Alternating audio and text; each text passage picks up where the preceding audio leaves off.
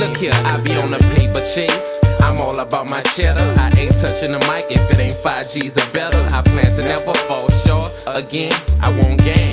Boy, I'ma tell you, no pain, no gain. I hustle hard for what I want, that's how I get it. I struggle hard, and if it's out there, I'm gon' get it. If you see Ciamara, a dollar sign on the CD, somewhere on there you'll see featuring the BG. Me and my nigga V, like Suge and Pop, we getting our shine on all the way to the top. Look, ain't no stopping us, boy, don't try. When you hear once, it ain't no secret you going by. You could lie about this, stunt about that. You can't die these 50 shots, I'm about the red tat-tat. Ain't nothing changed, still a bust a wig splitter. Straight hustle for my cheese, I'm a money go get about my paper, my cheese. So before my eyes close, I want my greens to add up to 6 zeros. Get your betty nigga, somebody play a hate split 'em. Get your betty nigga, somebody play a hate kill 'em. I'm about my paper, my cheese.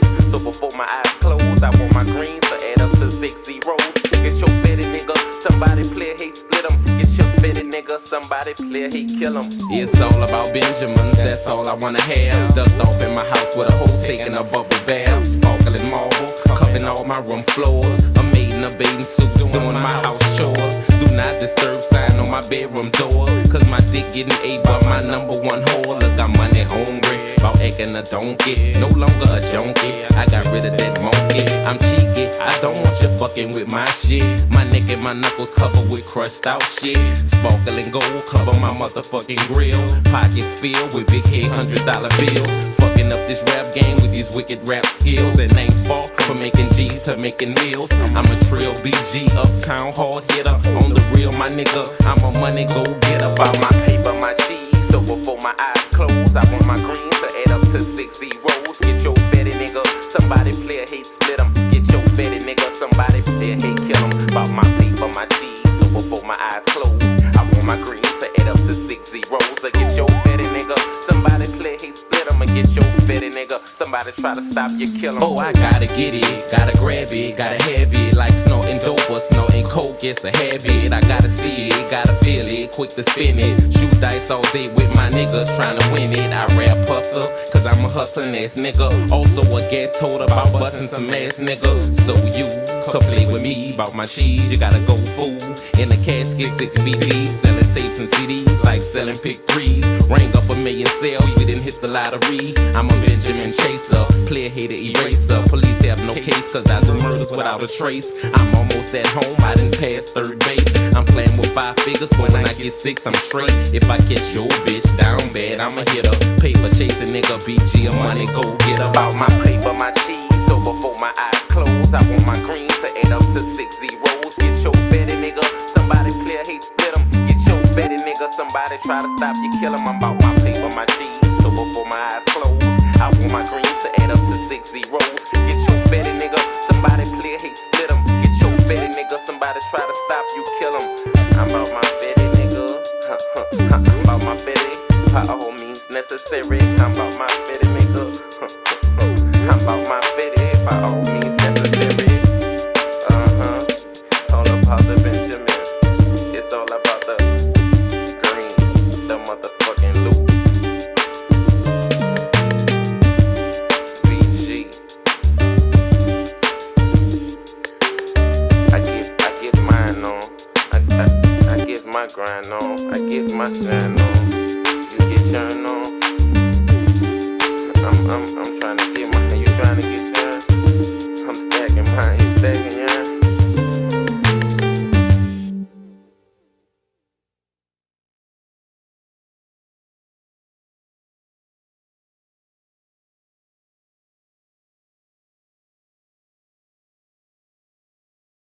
We Japanese still. You getting cooked in front of your family like a Japanese meal. It's y'all shoot the hibachi, and none of you niggas can stop me, but can't help but watch me. Look, man, I had to go and do this show tonight because boy, oh boy, was something brought to my attention. Something was brought to my attention, you know what I'm saying, by a brother, man. And the brother, I like the brother, man. I'm gonna tell you why I like the brother. Because he's genuine. I can see in his spirit he's genuine. I wouldn't be fucking with him if I didn't think that was the case. You know what I'm saying? People are in different ideological walks. I was in a different ideological walk at one time.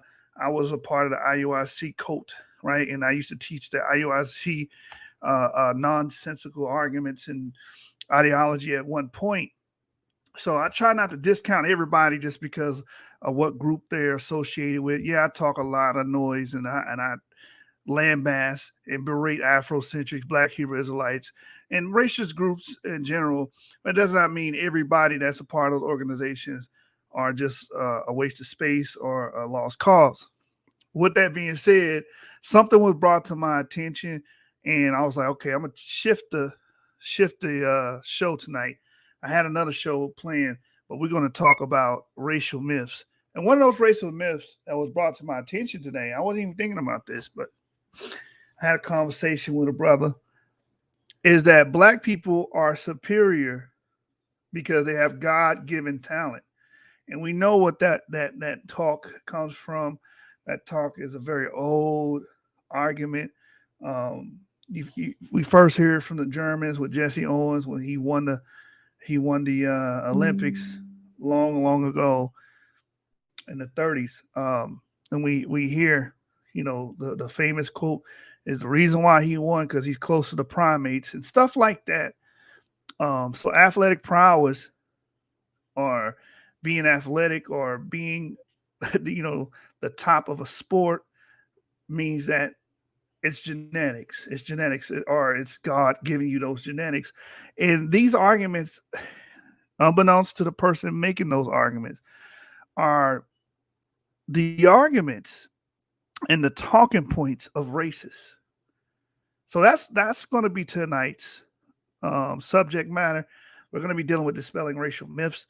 In the beginning of the show, we're going to play a clip from Dr. Adam Rutherford, and he has an excellent video on Politics Joe channel called "How to Argue with Your Racist Uncle." So we gotta discuss these things because a lot of African Americans think that it's empowering to make these claims and kind of crescendo these claims and reverberate these claims, and they think that's going to give them some kind of authority or showing that God favors us. But you got to really dig into what these arguments are claiming. It's all a guise to try to back up the ideas of racial essentialism. Okay, it's like, well, black people dominate sports. No, they don't. Black Americans do not dominate sports. You know, well, what about basketball? Okay, basketball is one sport. We overrepresent that sport. It's easy to dominate something that you overrepresent. At one point, basketball was full of white men, and the best basketball players at one point were white people, right? Because they overrepresented the sport. Um, that's one sport. Oh, football. Okay, that's two sports. Track and field, that's three. Those only damn sports. They're the most athletic. In what regard? We have to we have to rethink some things, man, because we just take these axioms and run with them. We just roll with them. We don't do any investigating. We just say, "Oh, that is true." You know, if it was because of his genetics, everybody in the NBA would be Michael Jordan, and we know that's not the case. If it was just God given talent, is why these athletes are great or whatever. That everybody will be everybody that's black, quote unquote, or West African descendant, however you want to frame it, will be Michael Jordan in basketball, right? And we know that's not how it works. So let's dig into it. Let's talk about it because many of you that are watching, you're going to click off the video because you think these things are true, and you don't want anybody to dispel your racial myth because you find comfort in your racial myth. That revitalizes you. That makes you feel special. You know, these things are a product of racial essentialism. So let's get into this. I got the savant from the Levant in the building.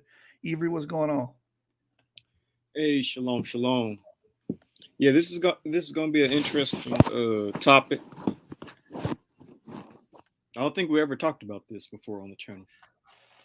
Yeah, But we yeah, it's gonna need be we gotta address it, man. We gotta address it. I seen a couple people drop off like, oh hell no, he not taking this from me. I've been using this as an argument my whole life. one thing that's interesting that you said is that um you said the dominant sports and that we're good in, and that when it comes to like I don't know, I guess God given talents, you said it's basketball and football. But my only thought is concerning that is if we didn't have basketball and football, then what other like what else would we have? Right, right, and that's why this thinking is damaging, and that's Yeah, why we overrepresent those sports because we have pretty much made the minds of the people so narrow that they think that that's their only way to success is shooting the ball, playing football, because they have been fed this myth that they are what? They are athletically superior because they're black, right? It's yeah, in our culture that drives those numbers up. It's our culture. It had nothing to do with our biology. It's our culture. It has nothing to do with God given talent, as some people say. yeah. And the thing about sports is it's not essential for a civilization to have. Like you don't technically need sports, but you do need things like engineers, mathematicians, scientists, people who understand economics. But things like basketball and football, that's not necessary for a civilization. Like if it were to go away tomorrow for whatever reason, we'll be up the creek as a community. Yeah. If basketball and football were to just disappear, if world nations decided that we don't need sports, we need more, academic types. Yeah, I agree. But also on the sport talking point is that these people look at this and they say we dominate all sports. No, we don't. You only name two sports and maybe throw sprinting in there. That's it. You know what I'm saying? You can't say the same for tennis, golfing, skiing, swimming, and all this other stuff. And the reason why I'm pointing this out is because these myths need to be dispelled. You guys have that redneck inside of y'all that is controlling your thought processes and speaking through you. And that's what we're here for. Y'all need Yap, man. Y'all need Yap. So What we're you gonna meant to say was you actually got the white man inside you. got the white man. Yeah, rednecks, man. Y'all need Yap. And I know y'all don't want to hear it. Oh, I don't want to hear this. Oh, you're gonna hear it any goddamn way. Cause it's I gonna, mean, I mean, obviously you got zero views. yeah, they all dropped out. I don't want to hear this. I don't want to hear that. No, you gonna hear it, man. You gonna hear it. You know. Also, there's a show we got to do in the future. I'll tell you what show we need to do, but I don't want to spoil it now. But there is a show we gotta touch on a recap of an old video. Yeah, yeah. Let me deal with this right here. So here's Adam Rutherford on how to win an argument with a racist. Very good video, and I like his arguments um, against this prevailing idea of racial essentialism. Right? No, a lot of these things are due to culture. There are some kind of biological disparities. Again, basketball, you need to be tall, right? So 5 foot nothing people, you're not going to see people that are 5 foot nothing be successful in that. So you do need some kind of biological variation to sway in your favor in certain sports. That's not the argument. You guys are saying these things are exclusive to certain racial categories, which are social constructs, and has nothing to do with biology, right? So watch this. Actually, one quick thing I'll say before you play that, I remember one time, I believe this came from a white supremacist, but they said the only reason blacks are biologically stronger and faster is because the way they were bred during slavery, they had to breed a lot of certain black people together to get them to be strong and fast. Yeah, I think that definitely came from white supremacists. But I remember Right, right. They hearing, say stuff like that, right? And none of that stuff's true. You know, They can't prove that with empirical science. These are just long held racist beliefs that black Americans themselves are spewing out as well. And they're teaching their children and they're teaching other people this nonsense. Okay. So that's what we're here to do tonight, to deconstruct these things, show these people that no, you're thinking irrationally.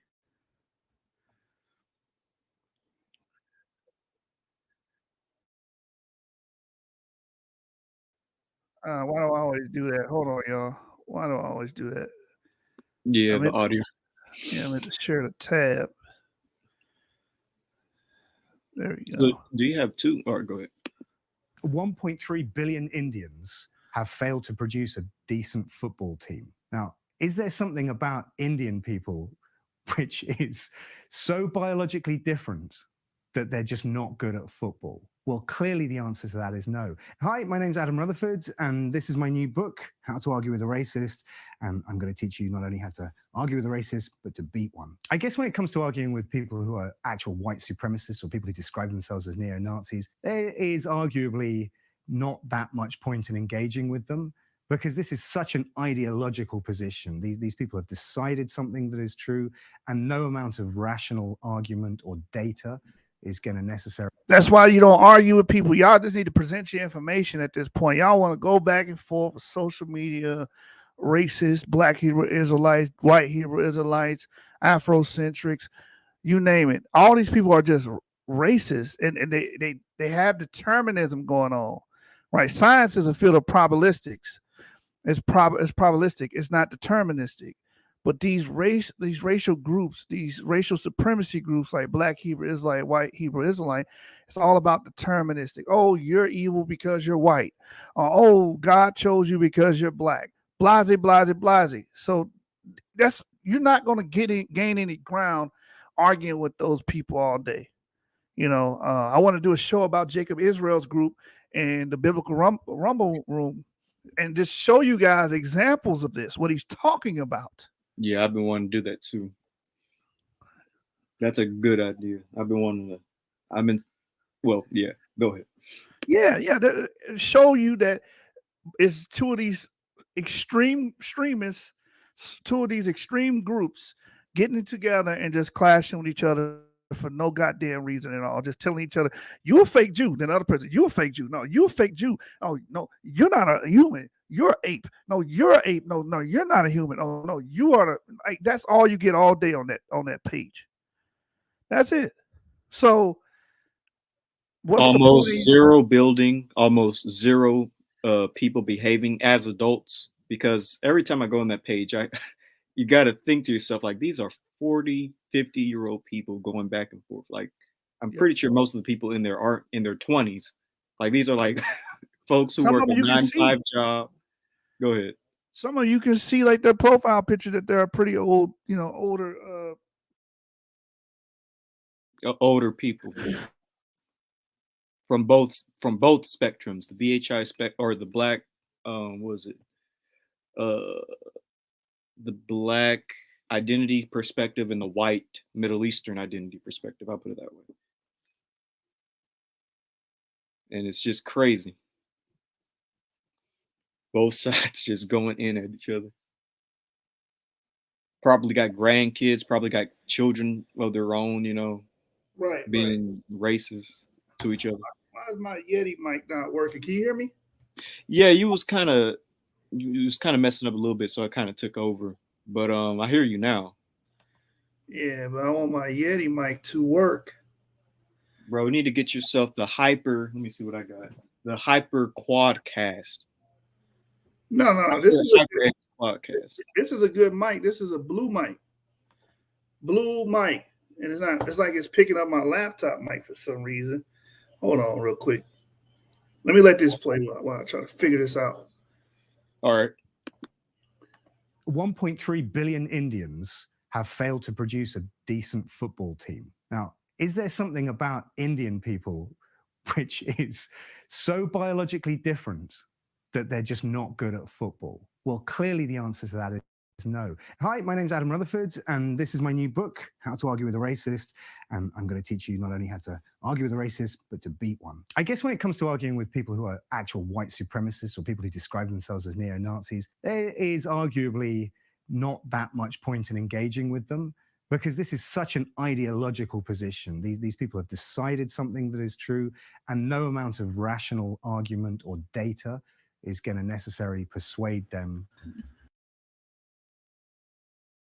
And doing that, can you hear me on mic?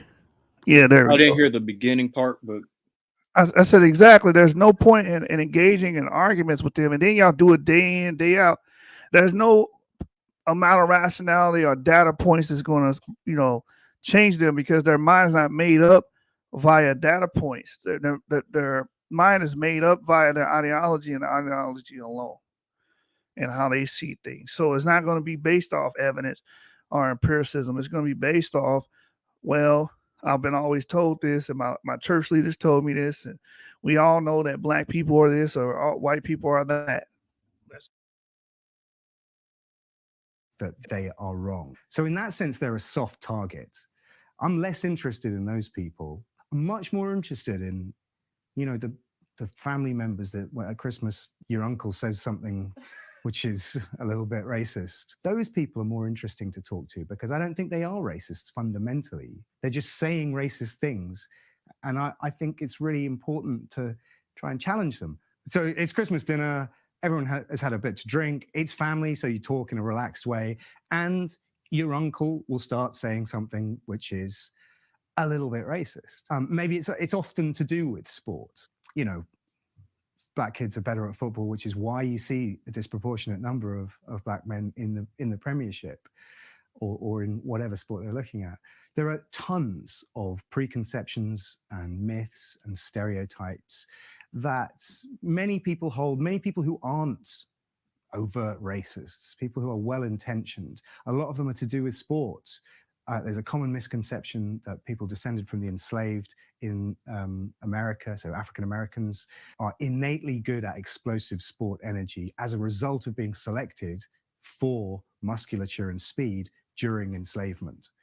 That's based on the fact that there hasn't been a white man in the Olympic final since 1980. But the truth is that the sample size that you're basing that myth on is only 58 men. That's the number of people who've competed in that race, which is a terrible sample size to make any judgment for. And then there's another factor on top of that, which is that if it were true, then why are there no black short distance swimmers? Or why is there a complete absence of African Americans in sprint cycling? None of the numbers in sport actually corroborate or reinforce that notion. And yet, because of one sport, 100 meters or 200 meters, we base a huge mythology on that. I guess it depends on how much everyone has had to drink, but I think that mostly people are interested in these conversations and are interested in history. You hear that? We base a huge chunk of our mythology. Yeah, your mic is going in and out. Like, it's not going out completely, but it's going low, then high, low, then high. Can you hear me now? You're good now. All right. So what I was saying was a chunk of our mythology is based on what he just says, these sports and how we think about athletics, because everything else has failed for you. So now you're trying to turn to athletics and sports to try to say or reaffirm your ideas about race and black and white and how people differ. And the funny thing is, not everybody is a damn athlete. Not everybody is a damn football player. Not everybody is a sprinter, as we're about to see the sample size of people that won the Olympic medal. Check this out. And science. In my experience, saying, well, that's an interesting observation you've made, but also he touched on what Ivry brought out earlier about, these people were bred, into like basically super athletes during slavery. None of that stuff is true or backed up with science or evidence or empiricals. It's just something that was forged in someone's mind to make an explanation with no evidence at all. We know the scientific method tells you if you have a hypothesis and the evidence doesn't back that hypothesis, you are to either alter that hypothesis or get rid of it. it's not actually true. Or if you point out simple things like, if it were true, why are there no black swimmers? What is there something so different about swimming and running? Is there something so different about these sports, which all require explosive energy? Is there something so different about them that we see different traditional groupings of people that we call races segregate in such a way? And the answer is obviously no. I find that quite a powerful argument when you simply point out that 1.3 billion Indians have failed to produce a decent football team. Now, is there something about Indian people which is so biologically different that they're just not good at football? Well, clearly the answer to that is no. And in fact, it works in this country. There are no Premiership in Indian or Pakistani footballers, despite that being one of the largest Black, Asian, minority ethnic groups in this country. Now, is that biological or is that cultural? Well, I think the answer is pretty obvious. It's cultural, just to make it clear. So when presented with facts like the fact there hasn't been a white man in the 100 meters final since 1980, or like the fact that 144 Nobel Prizes in the sciences have been won by people of Ashkenazi Jewish descent and none by people of African or African-American descent, these are facts, but they should represent the beginning of a question rather than the end. If you think that therefore those numbers explain racial differences in, being smart or being fast or whatever the stereotype is, then you're not doing science. And so when faced with those sorts of discussions, I find that open-minded people are willing to take on board sort of numerical, factual answers that you can actually just take that apart and say, yes, this is a fact, but what are the reasons behind that? A racist will come to the conclusion that those numbers are explained by innate, biological, racially defined characteristics, and therefore ones that are encoded in our DNA. See, there we go. Because a lot of people say, I'm not being racist. Yes, you are. White racists point out that, these guys are genetically gifted or have this in their genes, so it's unfair. Or, of course, they won. Downplaying the actual skill and the actual training and practice, rigorous practice and conditioning that someone has to put their body through in order to compete at those levels. You say, oh, well, he just woke up one day, decided to do it, and that's it. No, that's not the case, man. That's not the case. Majority of these athletes are training and conditioning themselves, right? A biological advantage, if you will, or let's say someone has the genetics to produce a 6'7" child. It does not automatically make that person Kobe Bryant. You know what I'm saying? That person has to still go through the rigorous training and conditioning that athletes are expected to go through to get to a certain level that they need to go through. Earlier when I was having the conversation, I brought up the fact that it's like having the N1 guys go against a professional basketball team, the Trailblazers or anybody. Name a team that's not that good right now. That team would probably demolish them because their conditioning and training has nothing to do with, these people have the innate ability. That's a racist. That's when you start falling into the realm of racism. When you say, it's innately in you to have these skills, to have this ability, to be able to dunk, to do a 360 dunk and all these other crazy things, right? That's when we can say, okay, that's racism, racial essentialism. All black people can play basketball. All black people can dunk. It's just in them. No, that's a damn lie. Right? Yeah. Oh, Go go ahead. ahead. Go ahead, brother. No, I think that's actually the context of what that white supremacist was saying, that, the reason why black people are good at sports is because they were bred that way during slavery to, be strong to, pick up trees, I guess, and do, manual labor. I don't know. But yeah, that's what the context was. It was that's the reason. You just reminded me as to why.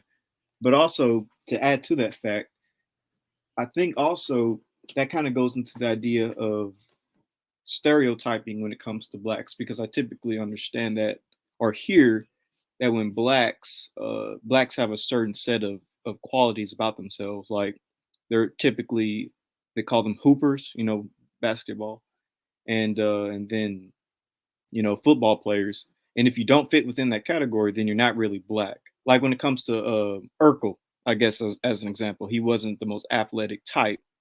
He was more of a nerdy type of person, and that goes for any black person who's nerdy and who may not be deep into sports. I always hear that they're always called like, oh, you act white and stuff like that. So even stereotypes sometimes is applied to some of these things that we call uh, blackness, I guess, when it Yeah, comes yeah. to Oh, you don't biology. know how to dribble, you not black. Oh, you don't know how to rap, you not black. Like all these dumbass attributes that we say we try to reiterate to try to reinforce our racial ideology. Real Ruga says something that we're going to cover later. He says, Real Ruga. So Real Ruga has been Googling, right? I know he's been Googling. He says, what's the fast twitch muscles they say we have? It's not a fast twitch muscle, it's a fast twitch gene. And with that being said, the second part of the question is, do white people have them? Yes, white people do have the fast twitch gene. And that gene is supposed to give you have something to do with a burst of energy for sports that require that, right? White people have it too at high numbers. So again, it's nothing genetically special or innately. But you should. I bet you it's the E1B1A white people that have it. No, I'm just joking. 80% of the people they tested that were white had it. 80%. So So that would 90, mean R it is, markers, eye markers, stuff like that. yeah, a variety of people. Same thing with Black Americans. It's a variety of Black Americans. Yeah, we have it at higher prevalence at 96%. They have it at 80%. So if it was just a genetics, we should see 5 to 4 every 5 good sprinters, black sprinters. There should be 4 equal white sprinters if we're going to do it like that. But it's more genetics is way more complex than that. So we're going to get into that when we get there. Great question though, Real Ruga. One quick thing I'll say before you play the video, dealing with genetics, environment, and civilization. Another thing that I've often heard white people say is that the reason they're more intelligent and have, I guess, greater civilizations and stuff is because they were in colder climates. And so, being in colder climates, the environment was harsher and they had to find multiple ways to survive in those harsh, cold environments. Whereas people in warmer and tropical areas Are are, lazy. Yeah, I are got you. lazy and dumb because it's easier to live there. Yeah, you can easily get food, easily survive in warm environments versus cold environments. But yeah, you probably. Yeah, that's idiotic because then you would not have any civilizations in tropic areas, right? Yeah, Tropic. the first thing that came to mind was Egypt and Mesopotamia. Like that's Egypt, hot. Mesopotamia, Greece, the hard to chat, the Green Saharan, Greece, the Rome, like literally Mediterranean Mex civilization. right, the ancient Aztecs, Toltecs, and the Olmecs, and what's the South American one? I can't think of it right now. The There's a Inca, lot of South American civilizations. the Inca. None of those civilizations would exist if that were true. This is the thing about racism. Racism pretty much stupefies the people. Shout out to Hogwarts and Harry Potter. It pretty much stupefies you, man, because it's nothing but idiocy being reinforced. Oh, people in warm weathers are slower, dumber, lazy. They don't build or achieve nothing. Well, how do you explain all those empires that live in warmer areas, right? Literally.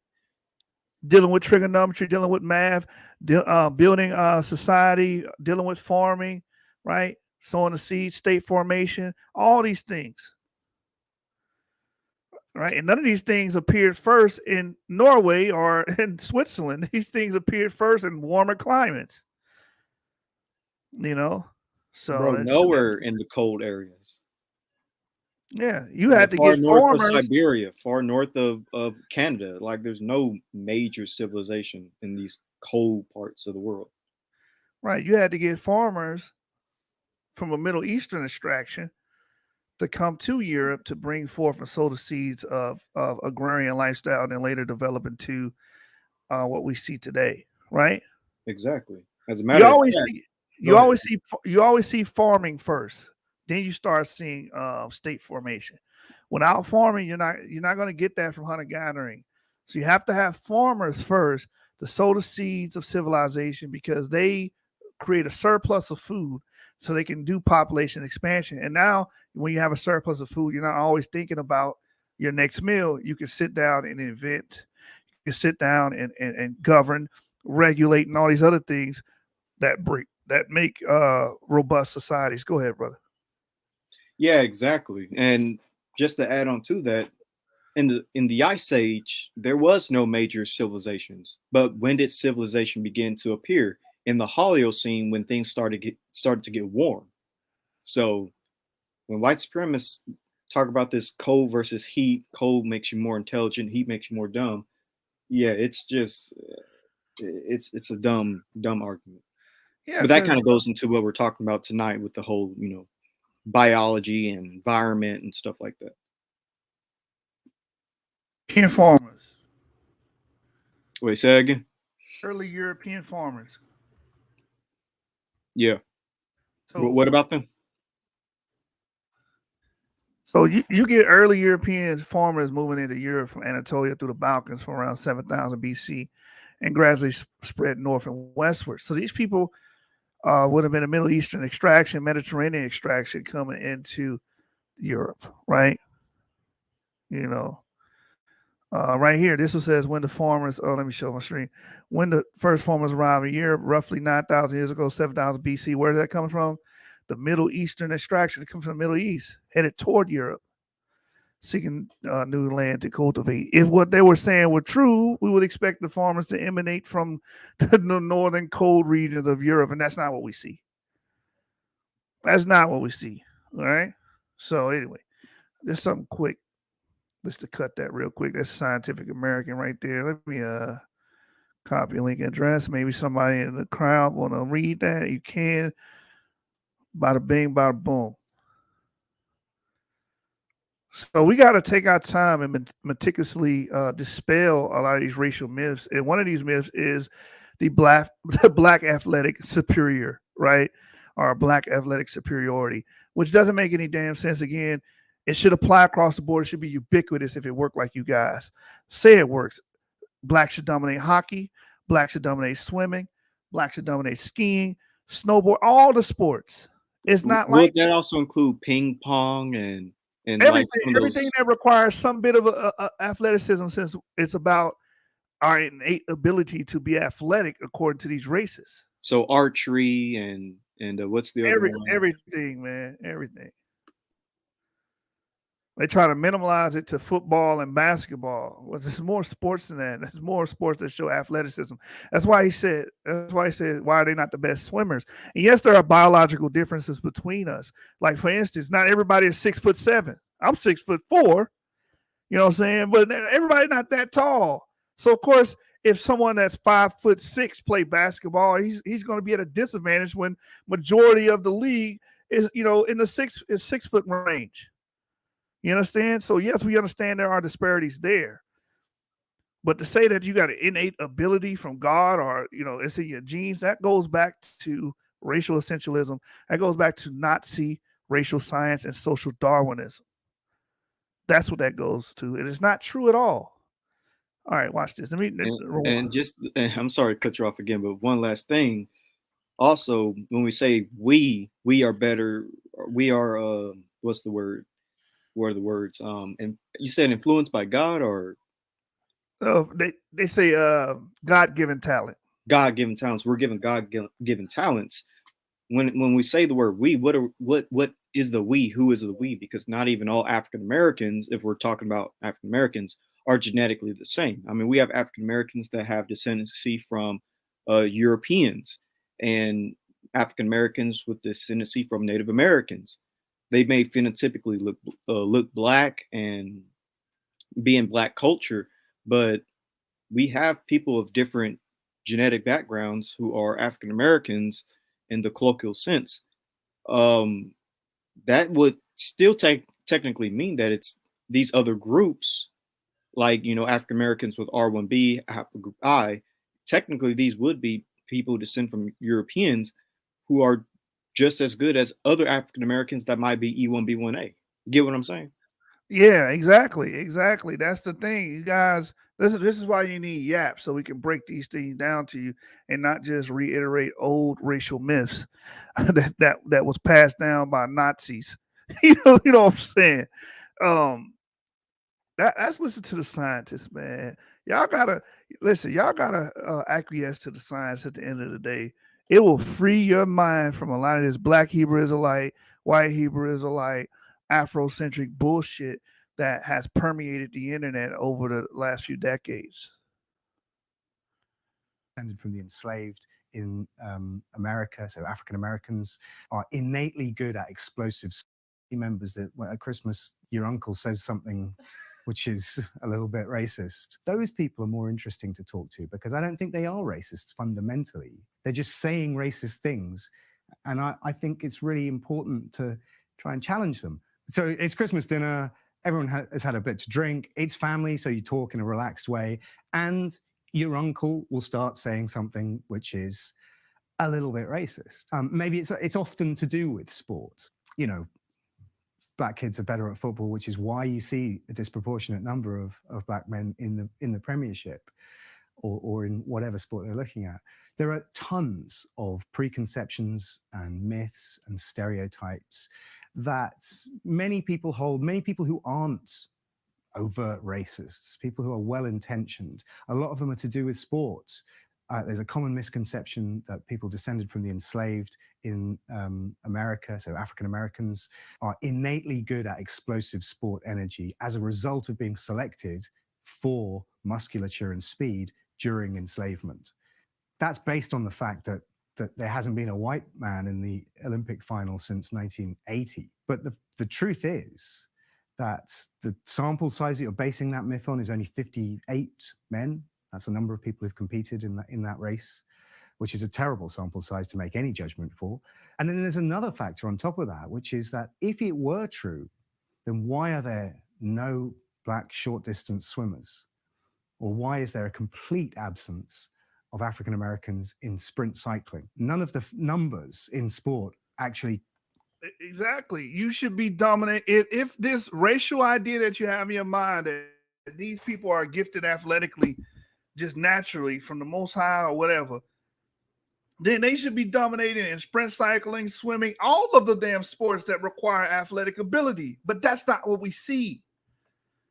We see Black people being overrepresented in basketball and football because that's where our culture leads us. You do not tell them about canoeing or anything else. You tell them, hey, you grew up and you try to be Kobe Bryant or Michael Jordan. That culture is pervasive in the Black community. And y'all want to admit that because y'all want to stick with the myth. Corroborate or reinforce that notion. And yet, because of one sport, 100 meters or 200 meters, we base a huge mythology on that. I guess it depends on how much everyone has had to drink, but I think that mostly people are interested in these conversations and are interested in history and science. And in my experience, saying, well, you know, that's an interesting observation you've made, but it's not actually true. Or if you point out simple things like, if it were true, why are there no Black swimmers? What is there something so different about swimming and running? Everybody knows Black so people can't different swim. about these sports, which all require explosive energy. That's another racial essentialist argument. Oh, Black people can't swim. No. Black people refuse, or our culture does not pedal our people into swimming. So Maxwell Smart, you would have just as many athletic swimmers that were Black if it was something that was appropriated by our culture, and it's not.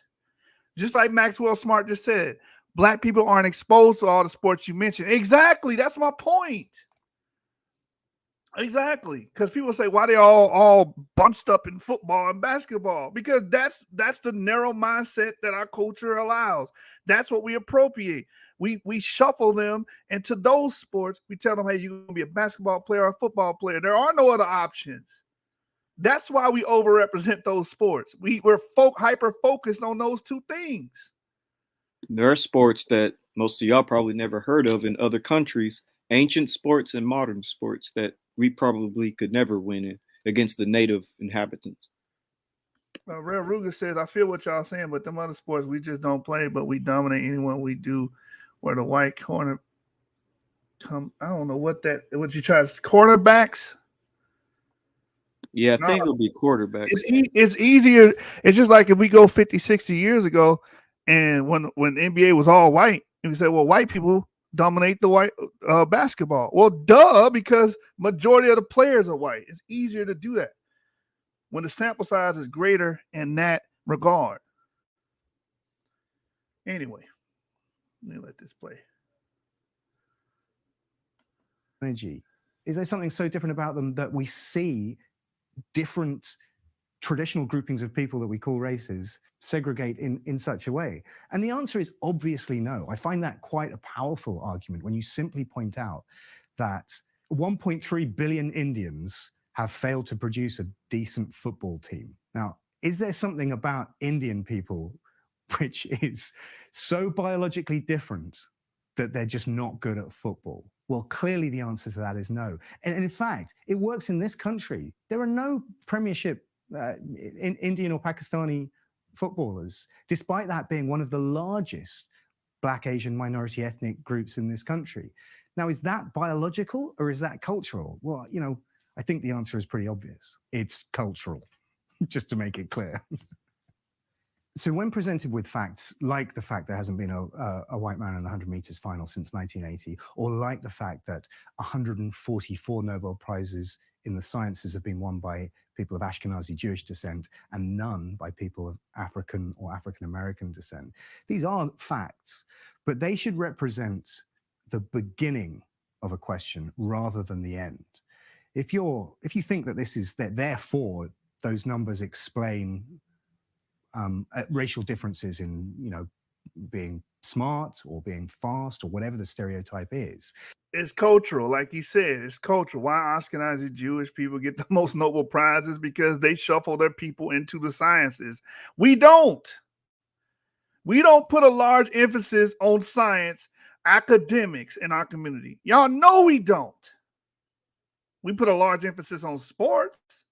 And when I say sports, I'm saying basketball and football. We put a huge emphasis on that. We take our kids out to the Pee Wee leagues, all that, Pop Warner, all that. You indoctrinate your children with that. So therefore, what you're seeing is an overrepresentation of Black Americans in those sports because we drive that. Come on, man. That's why. And it's easier to dominate something when you have the most numbers. You have the most numbers in there, duh. Oh, well, why you don't? Okay, how many white people are in those positions? Or it's just like the white quarterback fallacy. Oh, well, white people are better at being quarterbacks. No, it has nothing to do with that. Diversify the position and see what happens. Right? Now we're starting to see more Black quarterbacks. You gotta let these racial ideologies go. It has nothing to do with any of those things. Anyway, let's go. Then you're not doing science. And so when faced with those sorts of discussions, I find that open-minded people are willing to take on board sort of numerical, factual answers that you can actually just take that apart and say, yes, this is a fact, but what are the reasons behind that? A racist will come to the conclusion that those numbers are explained by innate, biological, racially defined characteristics, and therefore ones that are encoded in our DNA. But science doesn't say that. It says that both of those discrepancies, which are stark, but both of them are much better explained by culture.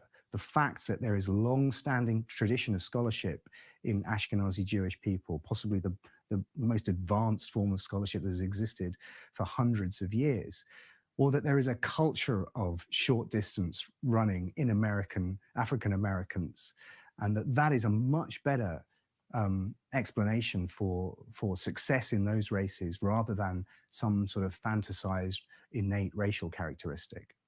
People who hold those sorts of views are not inherently racist. They're probably people who are well-intentioned. And in fact, we call this positive attribute racism because everyone wants to be smarter, or everyone wants to be fitter, or be able to run longer distances or shorter distances over quicker times. But there's two things that are important in challenging those myths. The first is, well, the science says that they're not inherent, they're not based on biology fundamentally, they're much more explicable with understanding culture, understanding our own history. But the second thing is that by believing that there is an innateness to those qualities, it has the effect of separating a group of people out, othering, it's sometimes called. And so you can other Ashkenazi Jewish people and say, well, they are people who are innately, biologically smarter than us. And this is exactly what the Nazis did in the 1920s and 30s, in order to say, well, this is a group of people who are smarter than us, and therefore... Flock Freight's patented technology finds and fills the empty spaces on trucks to combine your freight with... They are... And I'm glad we're touching on Jewish people as well, because there's a myth about Jewish people financing every goddamn thing. The reason why Jewish people, or Jewish ancestors, we should say, went into money lending and got good at it is because that was one of the only fields that they could practice in, because you had these laws against Jews that kept them out of specific job fields and careers. And the only thing they could do is money lend. So then, okay, so if all you're letting these people do is that one damn thing, that one damn job, of course they're going to get good at it. They got very good at it. If you shovel people or if you shovel people or funnel people into this one thing, or narrow them down, their options down to this one thing, of course they're going to be dominant. And they're going to begin to overrepresent whatever field that is, whatever it's sports, whatever it's science, academia. They're going to begin to overrepresent that. And it's easier to dominate something when your group has the most numbers. It's very easy to do that. Anyway. We can say that they're our enemy because they're potentially more powerful than us. And that is part of the justification of the Holocaust. Similarly, the roots of racism in the 17th and 18th century say very clear things about the hierarchy of the different races. They say that white Europeans are superior to sub-Saharan Africans. And they qualify that by saying that white Europeans are intelligent and gentle and have logic and rationality in them, whereas sub-Saharan Africans are lazy but strong, and characteristics like this. These are documented examples from the history of race science. And so when we say, well, black people are innately good at sport, we're actually just reinforcing stereotypes that have been around for 400 or 500 years, which are... I hope you guys are listening, because I keep telling y'all every time we turn the damn show on, we turn the live on, that you guys are just reinforcing old white redneck racial beliefs. Old white redneck racial beliefs. You guys just reiterate and reinforce. Of course, a white man will say this. He's just jealous of our strength. Let's go back. Let's go back. I think some people are asleep. He looks fat and scrawny at the same time. You know, this is gonna be one of them videos that get 50 views because nobody want to hear this shit, right? They don't want to hear the truth about that, how they act, and where they get these damn talking points from. And 30s, in order to say, well, this is a group of people who are smarter than us, and therefore they are. We can say that they're our enemy because they're potentially more powerful than us. And that is part of the justification of the Holocaust. Similarly, the roots of racism in the 17th and 18th century say very clear things about the hierarchy of the different races. They say that white Europeans are superior to sub-Saharan Africans. And they qualify that by saying that white Europeans are intelligent and gentle and have logic and rationality in them, whereas sub-Saharan Africans are lazy but strong, and characteristics like this. These are documented examples from the history of race science.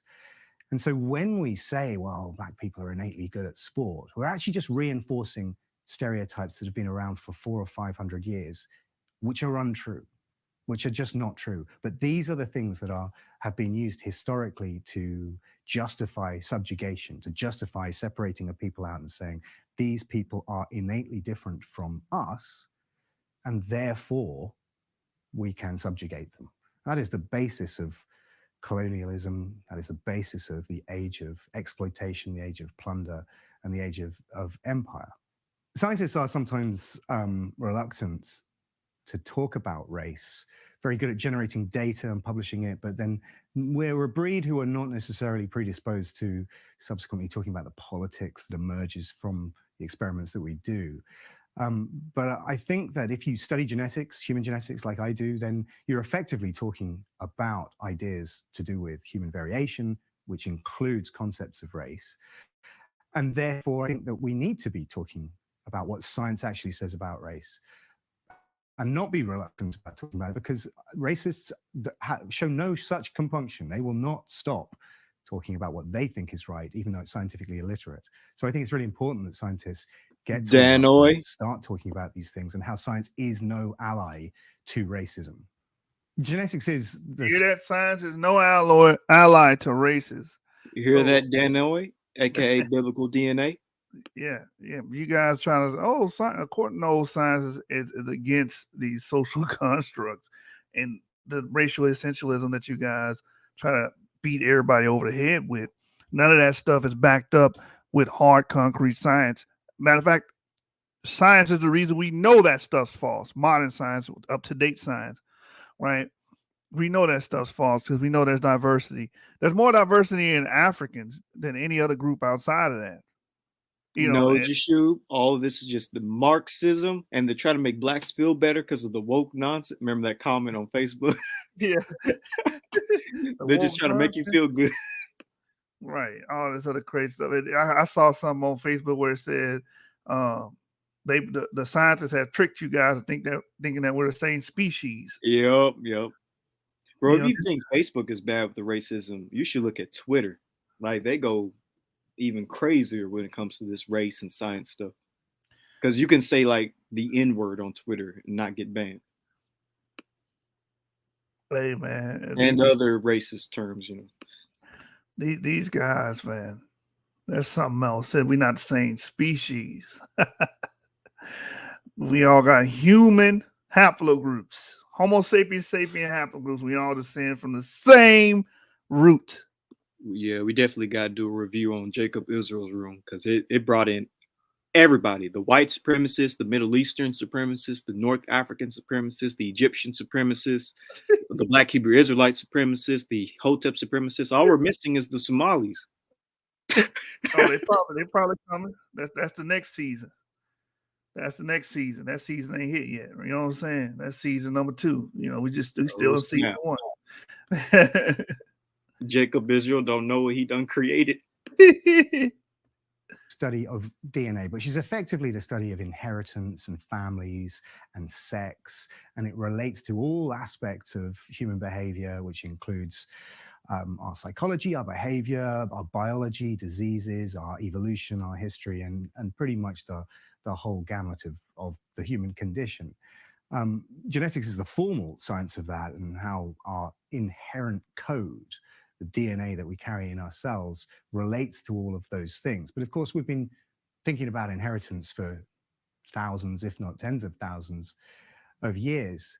And so this is a field which is only really 100 years old in any form, but it's only really matured in the last 10 or 15 years. And it turns out that our understanding of genetics, of inheritance and those types of things has been radically transformed in the last few years as we understand DNA better. But humans have been thinking about inheritance and sex and behavior and populations and race for hundreds, if not thousands of years. And so we carry a lot of cultural baggage with us about how people behave and what people are like, and skin color and countries and boundaries and all those sorts of things. So in some senses, genetics, the formal study of humans, is at odds with what a lot of people think about how humans are and why we are. I want y'all to understand it, especially these guys are trying to have a resurgence of behavioral science. Oh, you behave in this way because of who you are, what skin color you have, what your genetic backdrop is. That is a lie. Like the myth of black people or Africans being lazy and strong, right? Like the other guy said, oh, you guys innately have lower IQs. It's in your genetics. Okay, And how what did did he use? Population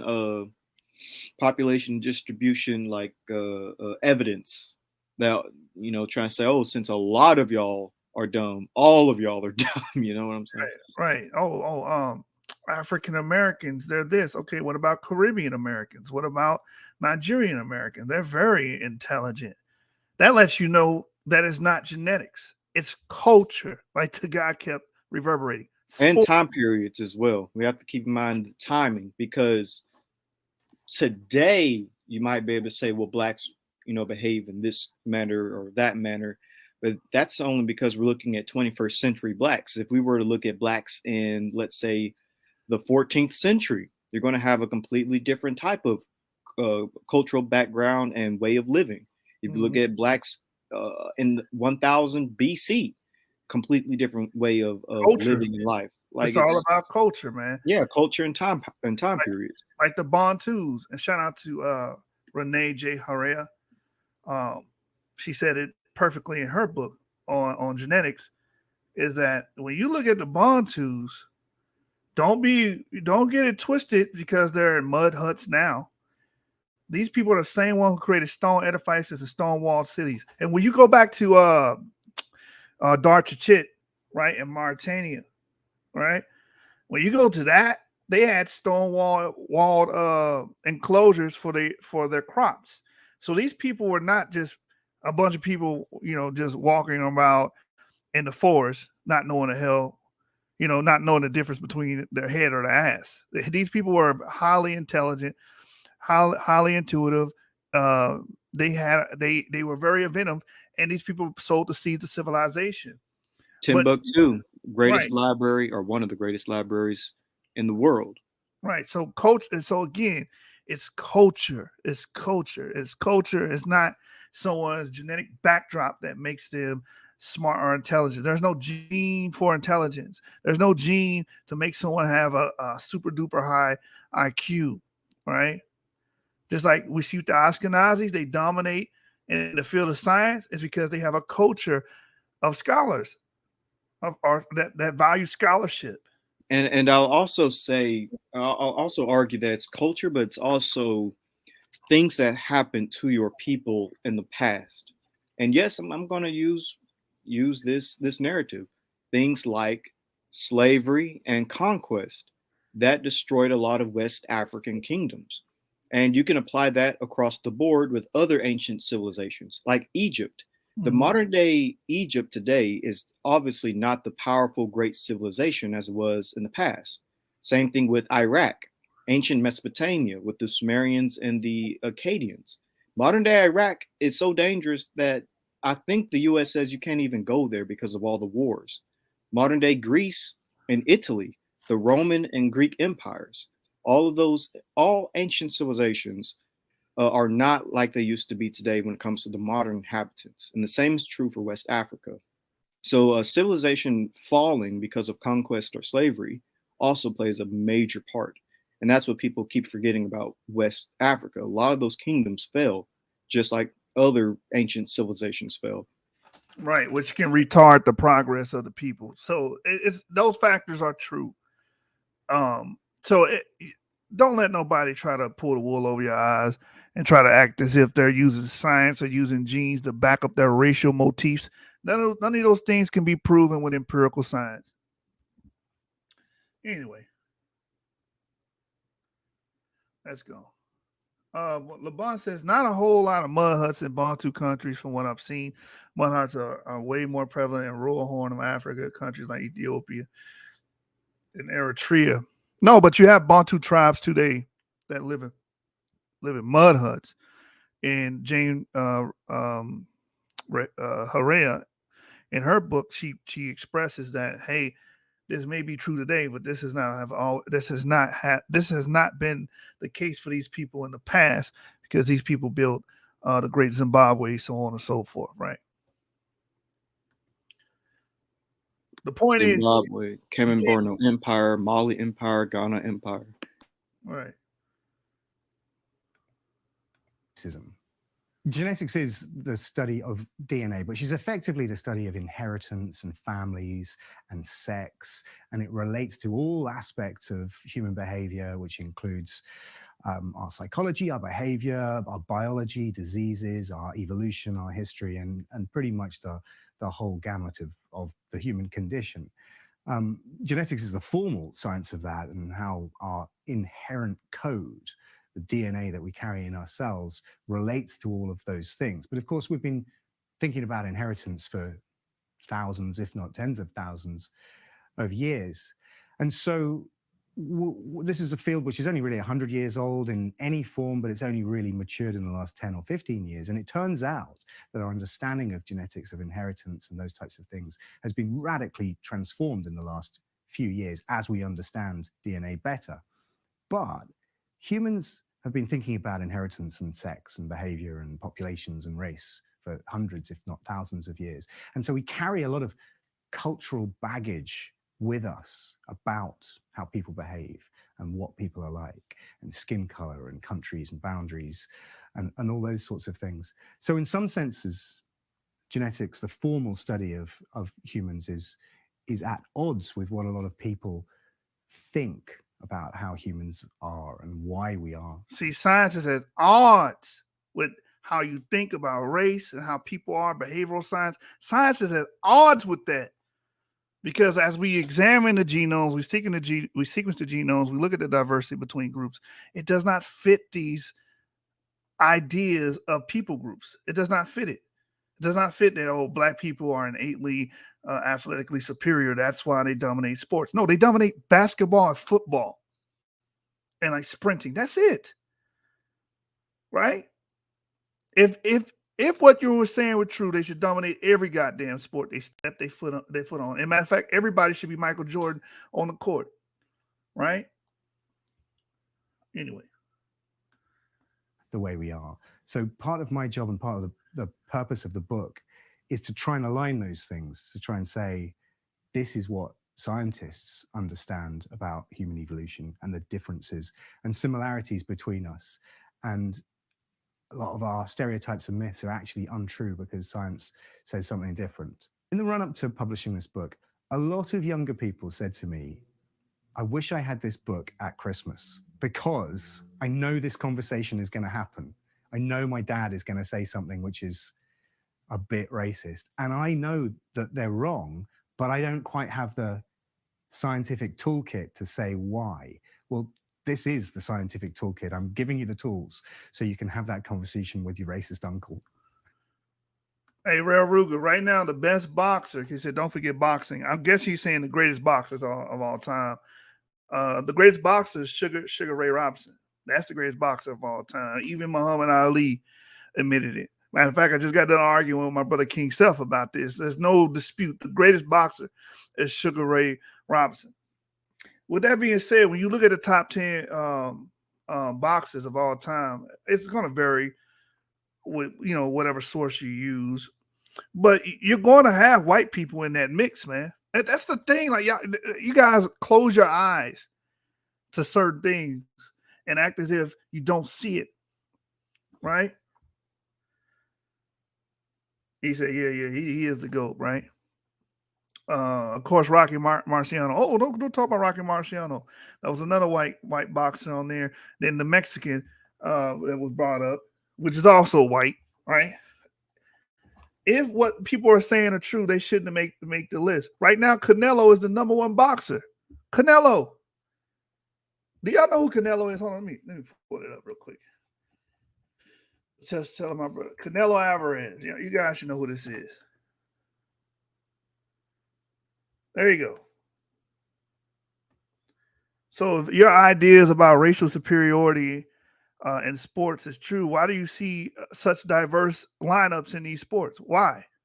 If it's all about your race. Why is Canelo at the top? Why is he there? Oh, it's a sham. It's a sham, right? Everything's a damn conspiracy with you black Hebrew Israelites. You know, everything is a setup. Oh no, this is just a setup. I was just about to say because the white man put him there. Because the white man put him there. What's the next art? Everything's a or Canelo has some black ancestry because you know he got a bit of a wide nose, maybe got some thick hair. Yeah, he's an Israelite family. He's an Israelite. You know what I'm saying? Yeah, everybody got beat by Floyd, though. Floyd didn't lose. So what are you really saying? Floyd only lost to a Cuban. Nobody ever talks about that. Floyd actually lost to a damn Cuban, man. Well, Cubans are kind of black, so you know, bro. You know, so. Look, I love Errol Spence. I saw his last fight. I was in the building with my brother James and King Seth. We all watched it together. Okay? He's good, but there are people that are ranked higher than him. LeBron says he never beat a great African American in his prime. See, y'all trying to find y'all trying to find excuses. You can't explain this away. This is the truth. A Mexican professional boxer is ranked number 1 right now. My point is, this shouldn't be so. This shouldn't be the truth. If what you guys' idea of genetics, if it worked the way you guys say it, it's your God-given talent. Oh, Real Ruger know what I'm talking about. Oh, Floyd got robbed. Nah, brother, he got beat, brother. He got beat. Cubans are, you know, especially back then, Cubans were very, very good, man. It's just their country held them back from pro sports. Because you know that's what communism does. It retards people. It does not progress them. Anyway, that's a whole other topic, man. Anyway, this guy should not be at the top if you guys' idea of racial superiority in sports was actually true. If it was someone's genetics and God chose them and gave them a God-given talent. Yeah, he's Irish Mexican, bro. Irish Mexican. Number 1 in the boxing sport. Come on, bro. What we doing? Anyway. I can see people, here Coon. Look, here we go. Canelo probably, you want to be with a oh, snap. Oh, LeBron, man. Let's go back to the video. Let me rewind it a little bit. This book. A lot of younger people said to me, I wish I had this book at Christmas because I know this conversation is going to happen. I know my dad is going to say something which is a bit racist. And I know that they're wrong, but I don't quite have the scientific toolkit to say why. Well, this is the scientific toolkit. I'm giving you the tools so you can have that conversation with your racist uncle. All right, so from here, we're going to actually read a chapter from his book entitled Black Power, right? So if you was pissed, if you guys weren't pissed at first, y'all going to be pissed at me now. And I don't give a damn because I'm the head chairman and I don't give a damn committee. My job is to give you the information, teach you the information regardless. This is not about your feelings, right? This is not about your sensibilities. This is about education. And education shouldn't care about your damn sensibilities, right? Oh, I had a long held belief. I don't give a damn. It's not true. And it's all Nazi race science that you guys are reverberating. Okay? How could I be a Nazi and I'm black? Yeah. That's something a Nazi would say, you know what I'm saying? Like it's crazy, right? So How to Argue with a Racist is the name of the book. Adam Rutherford, or Rutherford, or however you say his last name, is the author of the book. That's the gentleman you guys just saw. And we're going to read this chapter here entitled Black Power. The last white man to win the 100-meter final at the Olympics was Alan Wells in 1980. It was the Moscow Games, and owing to the intensity of the Cold War, the U.S. had boycotted and their elite sprinters were absent. Including Wells, there were 5 white men in the starting lineup, as well as 2 Cubans and a Frenchman of African descent. The bronze medal was also taken by a white man, Peter Petrov, a Bulgarian whose personal best was 10.13 seconds. Though unknowable, it is likely that had U.S. athletes been present, Wells, a Scot, would have not made the final 8, as his personal best was 10.11. Not only was this the last time a white man won the Olympic 100 meters, it was the last time that white man competed in the final and last race in which the winning time was above 10 seconds. Since the pistol fired in Moscow in 1980, 58 sprinters started the 100-meter final.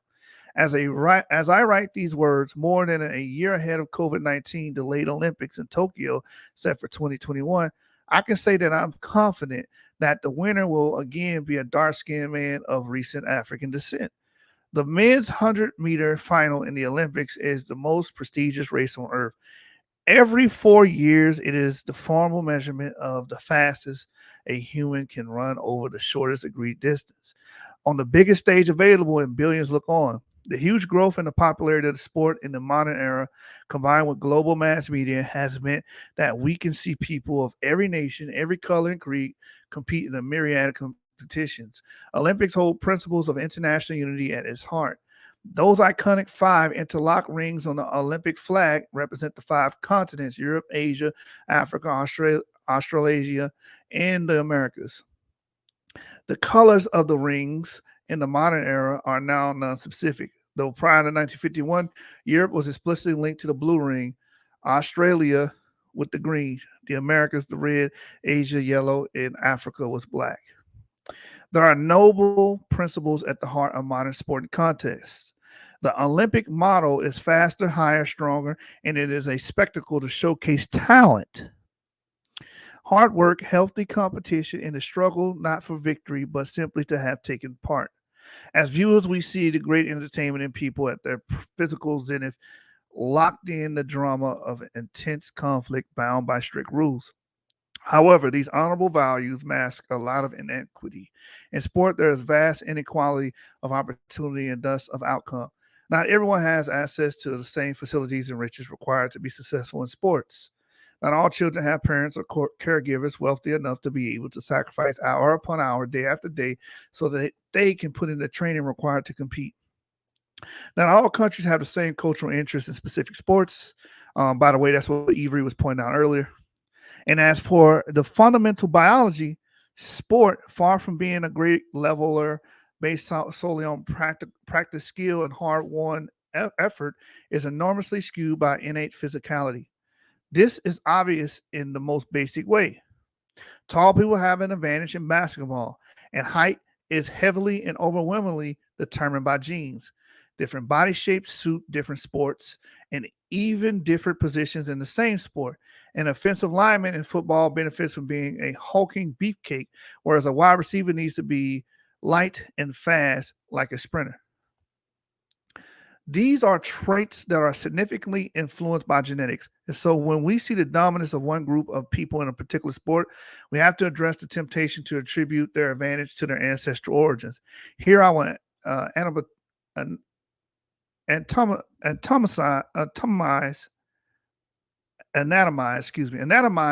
2 specific athletic domains to which this idea has been attached: sprinting and long distance running. I will be predominantly referring to male competitions, as more data is known about men's sport and sports physiology. In reference to records, the men's times in elite races are faster than women's. However, there is no reason to think that any of what follows cannot apply to women's sports as well. The dominance of black athletes in the modern era of sprinting has fueled a commonly held belief that people of African descent, and specifically West African heritage, are genetically predisposed to have physiologies that render them naturally at an advantage for sprinting. Although it is only in the last 40 years that black men have achieved total dominance in the 100 meters, underlying racist sentiments about the physicality of black athletes are much older. In 1936, James Cleveland Owens, better known as Jesse, on account of all of his Alabama pronunciation of his initials, carved out one of the greatest athletic achievements of all time by winning Olympic gold in the 100 meters, 200 meters, 4x100 meter relay, in the long jump. Better still, he did it in Berlin, which much vexed Adolf Hitler, who witnessed Aryan inferiority trail after black dominance. A powerful photo exists of the aftermath. Jesse Owens saluting the American flag on the podium, surrounded by thousands of people extending their right hands in the Nazi gesture.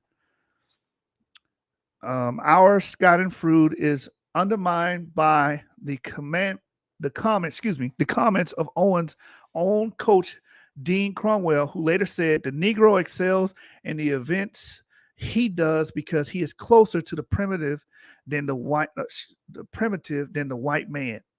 It was not so long ago that his ability to sprint and jump was a life and death matter to him in the jungle. So again, you guys are making these same arguments, are bringing back these arguments from these racist, redneck white people of the past. As Dean Cromwell says, the Negro excels in the events he does because he is closer to the primitive than the white man. It was not so long ago that his ability to sprint and jump was a life and death matter to him in the jungle. Shout out to the jungle brother, because he doesn't get it, man. He doesn't get that him calling himself the jungle brother and saying that we have a jungle culture, that all black Americans have a jungle culture, is playing into these racial motifs, right? Attribution of sporting success via ancestry is a common trope, but has been applied unevenly. In the early 20th century, Finnish people utterly dominated long distance running, principally a superstar of early track and field called Paavo Nurmi, who won 9 golds at 3 Olympics and set 22 world records. Jack Shoemaker, a German writer asserting white superiority in the 1930s, used almost exactly the same argument as Dean Cromwell to justify the dominance of the Flying Finns as they were known, that it is innate and born. In his interpretation, it is romanticized as folkish purity rooted in their natural terrain. Running is certainly in the blood of every Finn. Nurmi and his friends are like animals in the forest. Their awe-inspiring times are a way of giving thanks to Mother Nature. Here's a picture here of Paavo Nurmi racing at the 1920 Summer Olympics in Antwerp, Belgium. In contrast, attempts to explain the modern superiority of black athletes invoke another cause for the selection of brute physiologies. Slavery, strength, and power would be a desirable trait in enslaved men and women. So the argument goes, individuals, those innate characteristics would have been successful in their bondage and would be kept, traded, and rewarded. Therefore, they live longer and had more children. Hence, an unnatural selection would have increased the preponderance of these power genes. In January 1988, a famous football television commentator named Jimmy Snyder said, the black is a better athlete to begin with because he's been bred to be that way. They can jump higher and run faster because they're bigger thighs, and he's bred to be a better athlete because this goes back all the way to the Civil War, when during the slave trading, the slave owner would breed his big black to beg. Hold on, let me go back. Breed his big black to his big woman so that he could have a big black kid. That's where it all started. Snyder was fired from his 12-year role on CBS the following day. Michael Johnson, one of the great sprinters in the modern age, and for the record, my personal favorite track and field athlete of all time, said something in a similar vein in a television documentary in a run-up to the London Olympics in 2012. On uncovering his West African heritage via genetic tests and learning about the brutality of transatlantic slavery, he commented, all my life, I believe I became an athlete through my own determination. It's impossible to think that being descended from slaves hasn't left an imprint through the generations. Difficult as it was to hear, slavery has benefited descendants like me. I believe there is a superior athletic gene in us. Silly stuff, man. Silly stuff. Michael Johnson sprinting off the starting line at the 1996 Summer Olympics in Atlanta, Georgia. This is an interesting argument and is worth scrutinizing. There does appear to be some evidence for genetic differences in African Americans compared to Africans. These include the increased frequencies of genes that pose higher risk for hypertension, prostate and bladder cancers, and sclerosis and lower frequencies of alleles that cause sickle cell disease. There is no proposed explanation based on selection for an increase in the disease-associated genes, but the difference between African Americans and West Africans may simply be accounted for by admixture with Europeans since the introduction of slavery. A plausible mechanism for the lowering of sickle cell alleles might be that malaria is not endemic in large parts of the U.S. where enslaved blacks live, though this is a short time period to account for this difference. Or it might be chance. Those genetic differences may not necessarily be due to selection at all. They may merely reflect the fact that African Americans have a different migratory story from Africans, and those changes in gene frequencies reflect different life histories. The idea that there has been evolution via artificial as opposed to natural selection, specifically for physical prowess, has a number of problems. 2 or 3 centuries is not a very long time in evolutionary terms, and arguably not enough time for these genes to become fixed in a mixed population as a result of deliberate selection. Indeed, one 2014 study of DNA of 29,141 living African Americans showed categorically no signs of selection across the whole genome for any trait in the time since their ancestors were taken from their African homelands. Breeding programs by slave owners did occur, but not uniformly and consistently. Furthermore, there were different types of slaves in America, what Malcolm X termed field Negroes and house Negroes, for whom physical strength would have not necessarily been a selective advantage. Furthermore, the economics of slavery were not a uniform industry to be served by one type of human chattel. Tobacco cultivation dominated much of agriculture in the South, but eventually gave way to cotton farming in many areas, which was far less labor intensive and highly skilled. Powerful workers would not necessarily have been quintessentially important. I am unaware of any breeding programs specifically for speed. Let us speculate generously. Maybe selection during slavery is the biological difference between overrepresentation of African I know the Americans. breeding program. Difference between overrepresentation of African American athletic success compared to African. Let's leave aside the lack of support for the idea from generational time and the absence of evidence for selection in the genome. As mentioned above, let's pretend that these genes being selected relate to power and strength, and by extension, that translates to sprinting advantage, even though slave breeding programs were not for fast running. Why then are Eastern Europeans dominant in weightlifting and absent in sprinting, when slavery selection for power would be perfectly attuned to this sport, much more so than running? Why do African Americans dominate in boxing but not wrestling?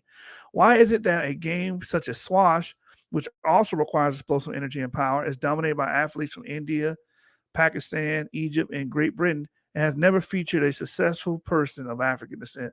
Why are there no African American sprint cyclists?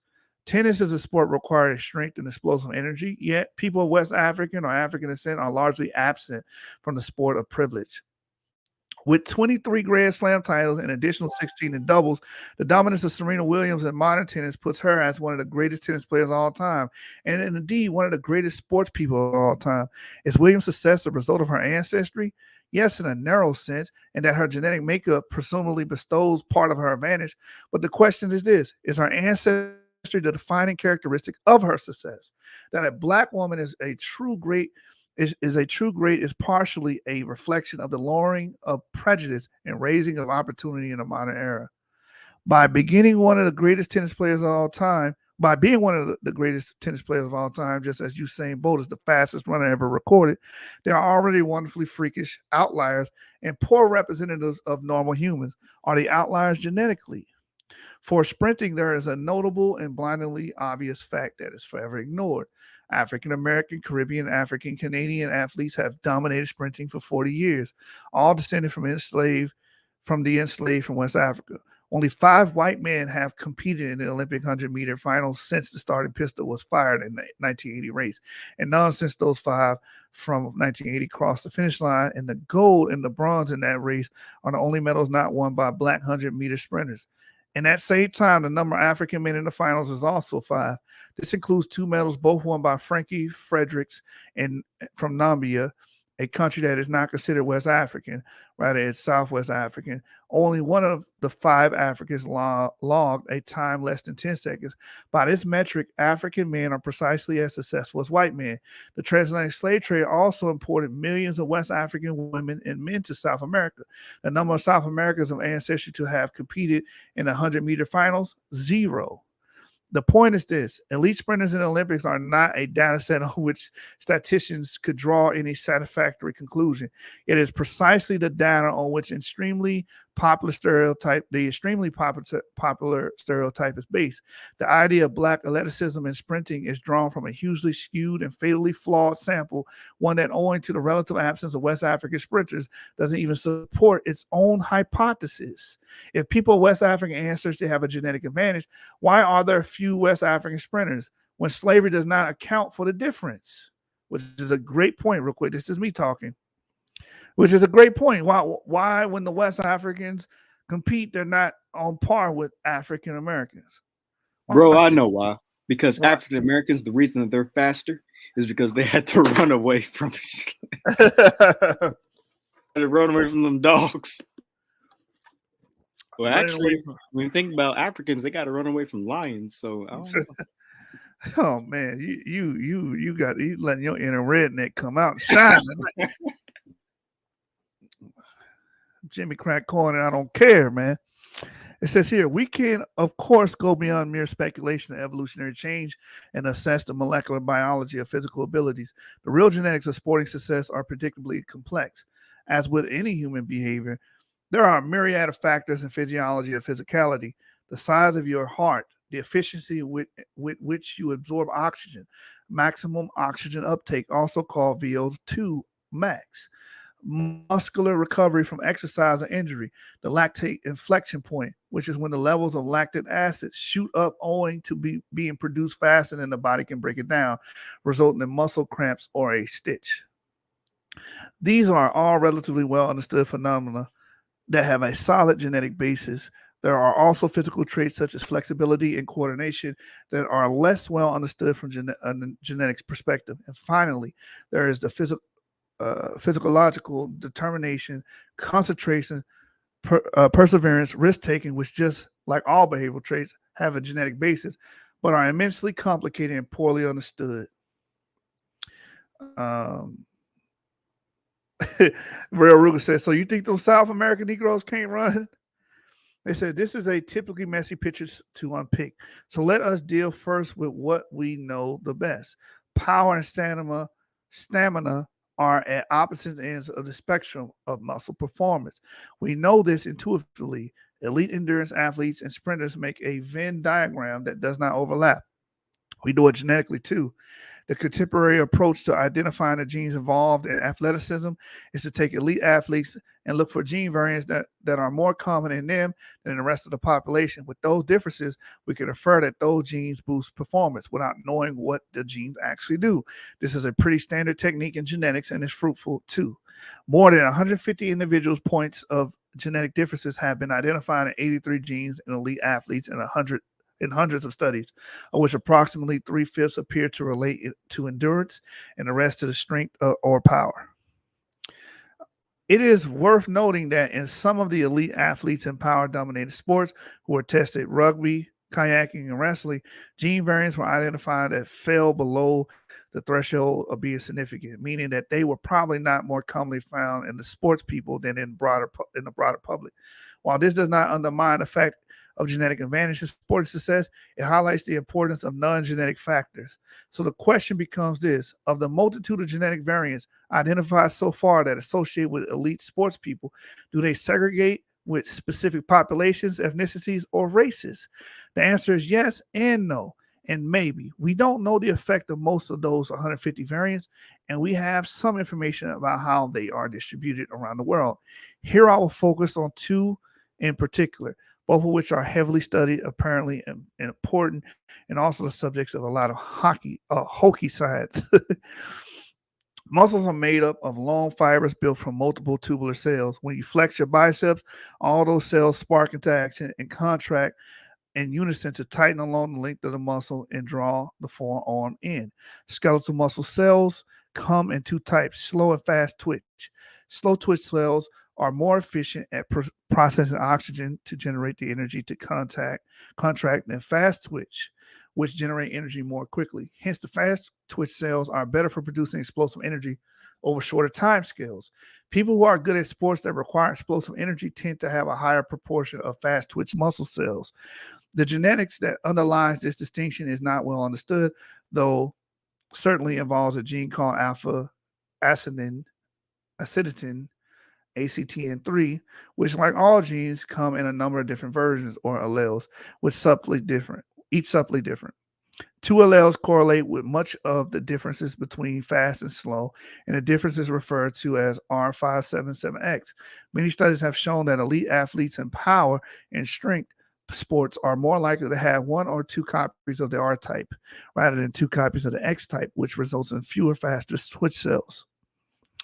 Recall that a gene encodes a string of amino acids that make up a protein.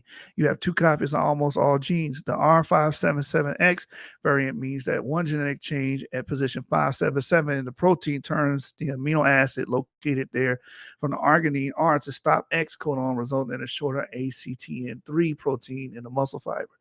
As we invariably discovering in modern genetics, genes have many effects, and rarely can single attributes be ascribed to them. ACTN3 is frequently described as the speed gene, and both the popular press and in academic papers. Studies also show that the R allele is involved in response to resistant training, reduction in muscle damage after intensive exercise, and a decrease in risk of injury, but may be associated with reduced flexibility. It is worth noting that despite a strong interest in this gene from sports scientists and geneticists, its relationship with performance is not well understood. We have some demographic data, though, and we know that the distribution of people with the XX genotype is globally uneven. A quarter of Asians are XX, a fifth of white Americans, 1 in 10 Ethiopians, 1 in 25 African Americans, and only 1 in 100 Kenyans. So the presence of the R allele, either one or two copies, is definitely higher in African Americans compared to white Americans, 90% compared to 80%. Numbers are almost the same for Jamaican people. That doesn't come anywhere near the observed discrepancy between African American or Jamaican Olympic sprinters and white competitors. If it were just down to the one gene, you might expect to see maybe 6 elite sprinters being black for every 5 white runners. This is what I was explaining to you earlier, Real Ruga. I hope you're still here. Take another sport where explosive energy and speed are an asset, basketball. In the National Basketball Association, the ratio of black to white players has been consistently around 3-1 since the 1990s. Again, black people being significantly overrepresented if the RLL is your sole criterion. This is an ultra-simplistic argument, as obviously many other factors that are genetically influenced are important in basketball, notably height. In other sports, desirable body form is more variable. In the National Football League, the proportion of the black players is around 70%. But like rugby, that is a game where there are highly specialized positions with different skills and physical attributes. Offensive linemen tend to be heavy and strong. Running backs tend to have the physique of sprinters, and most are black. Linemen, though, are a fairly even split of black and white Americans. But in the center position within the linemen, whites outnumber blacks 4-1. Why? We don't know, but it does not appear to have anything to do with genetics. I hope you guys are listening. It has nothing to do with genetics. In Major League Baseball, a sport that requires sprinting and powerful throwing and hitting, African Americans make up less than 10% of players. None of the numbers make a great deal of sense if biological race is your guiding principle, and patterns in relation to ethnicity are terrible, inconsistent both between sports and within them. And while there is uneven distribution of the R allele in different populations, this does not match with the makeup of elite athletes in different sports. Kenyans and Ethiopians account for around 2/5 of the honors in the Olympics, World Athletic Championships, and World Athletic Cross Country Championship at middle and long distance running. Since 2010, every winner of the London Marathon, both women and men, has been either Kenyan or Ethiopian. The dominance of these two countries in endurance running on the highest stage is close to absolute. Why could this be? Just as there is an assumption that West African ancestry is essential for dominance in sprinting, there is persistent belief among many that East African ancestry is essential for elite success in endurance racing because of the geographical specificity of these elites. The accompanying suggestion is that there is an evolutionary basis to East African running success. Unlike the false assumption that selection via slavery drove the necessary genetic changes for strength and power for endurance racing, various ideas have been put forward, including the pastoralist ancestors in East African highlands evolved to chase down their herds. What did I tell you? What did I tell you? Body shape is a factor in endurance running success. Light and lean bodies are better at dissipating heat, and these physiques abound in East Africa, quite possibly adaptations to the local hot climate. In contrast to Tibetan or Inuit body shapes that tend to be shorter and more rotund to retain heat in the cold. The genetics that underlies endurance physiology is similar to, but different from, the model of ACTN3. The gene that is most heavily studied in relation to endurance sports encodes a protein called angiotensin converting enzyme, or ACE. It sits on the surface of cells in the lungs, kidneys, testes, and other tissues, and is involved in the body system for regulating blood pressure by helping to control volumes of water flowing in and out of cells. The ACE gene comes in two major alleles, one with a chunk of DNA missing called D. The longer version is called I. Both versions work fine, but the D form causes blood pressure to rise more quickly. People with the I form have higher oxygen uptake and higher maximum heart rate. In a meta-analysis of 366 studies, that is one that aggregates multiple studies to increase the statistical power, the presence of two ACE I alleles was significantly higher in endurance athletes compared to ID or DD. Predictably, the ACE II variant occurs at high levels in elite athletes from Kenya and Ethiopia.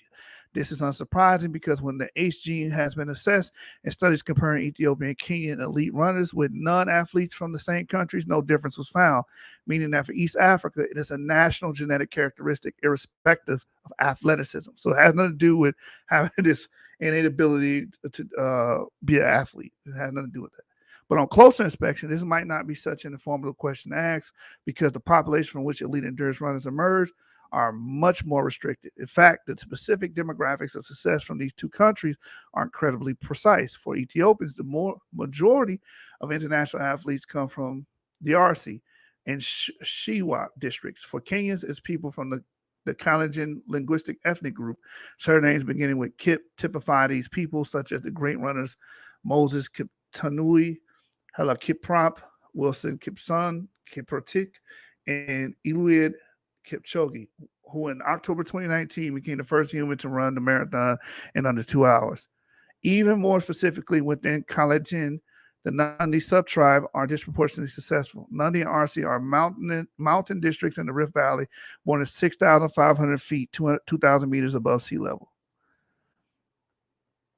Anyway, Eliud Kipchoge, whose finished time was an hour, 59 minutes, and 40 seconds at the Vienna City Marathon. That's what you're seeing on the screen here.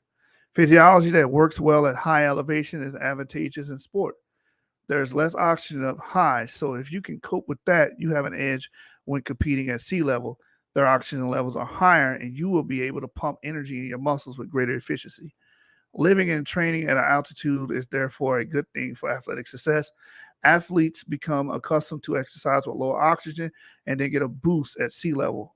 For the question of ancestry, a long-standing population who live at high elevations may well be necessary, but it's not sufficient to account for athletic success. If it were, we would expect to see great Mexican, Andean, and Tibetan runners. Large parts of South America, Central Asia, and Mexico are similarly above 6,500 foot elevation, but they do not have a culture of running, and that is a key difference. In Kenya and Ethiopia, running is an industry. Successful coaches, bolstered by successful iconic runners, have set up intensive camps built on a culture of success. The Ethiopian mountain town of Bakoji, population 16,000, has produced 10 Olympic medals and 15 world records. If this were a U.S. equivalent phenomenon, it would be as though all American Olympic gold medalists in athletics for the last 15 years had come from the town of Sheridan, Wyoming, the 424th most populous micropolitan area in the U.S. out of 550. In Kenya, the town of Iton is similar to Bakoji, intensive expert and highly specialized training from a large pool of motivated athletes desperate to be the next world record contender. Some have suggested that part of the genesis of this tradition can be traced to colonialism, with missionaries and military influence promoting exercise. Maybe there is some basis to this, but famous runners such as Kipchoge Kino, he got the gold at 1,500 meters in 1916 Mexico, and Haile Gerbers Selassie. I'm trying to say that name. You guys have to bear with me. Gold at 10,000 meters, 1996 Atlanta, had transformative effects on running culture in their homelands. As in all sports, the motivation to train hard and be part of the culture of running is also to enjoy the spoils of success. Winners earn good money and become celebrities. International talent scouts hunt the training camps to discover new superstars when trying to account for the supremacy of Kenyan and Ethiopian runners. A 2012 study concluded that on top of the ACE IILL, body shape metabolic efficiency and intensive training, specifically to both live and train at altitude, there was also a strong, distinctive physical, psychological motivation to succeed athletically for the purpose of economic and social advancement. The genetics of East Africans is significant, but is not unusual either nationally or internationally. A study of 13,066 people in London showed that the frequency of I and D alleles of ACE was the same in people of European African descent, but the proportion of South Asians having two I alleles was significantly higher. Just as ACTN3 is not a speed gene, ACE is not an endurance gene. These simplistic reductions of biochemistry betray not just the complexities of their roles in the body, but how much or little we know about those functions. Necessary but not sufficient is a phrase that geneticists like to use a lot. There is no reason to suppose that the variants of both ACE and ACTN3 that form part of the foundation of the elite athletic ability are unique to Africa or recent African descent. Are fast twitch muscle cells more common in sprinters? Yes. Are they more common in West African people? Possibly. Are they more common in African Americans? Maybe a bit. Are they unique to African people? No. Does the RR allele of ACTN3 or the II allele of ACE make you run faster? No. In elite athletes, they appear to be necessary but not sufficient for athletic success. The difference in regionally mediated success is culture. The other dominance of Finnish long-distance runners in the first half of the 20th century ended because the culture of running dissolved. The current dominance of Kenyans and Ethiopians in long-distance running and descendants of the enslaved in the Americas in sprinting is because they have cultures and icons of total supremacy. The study of these two genes have been extraordinary, not least because sport is big business and understanding sporting success is interesting. As with commercially available genetic ancestry testing kits, plenty of companies have sprung up offering direct-to-consumer tests for both ACE and ACTN3 genes, supposedly in order to steer young athletes' basic biology towards specific sports. But the murkiness of our current knowledge of genetics is such that the International Federation of Sports Medicine identified 39 companies offering these tests and issued a statement in 2015 decrying their use. The general consensus among sport and exercise genetic researchers is that genetic tests have no role to play in talent identification or the individualized prescription of training to maximize performance.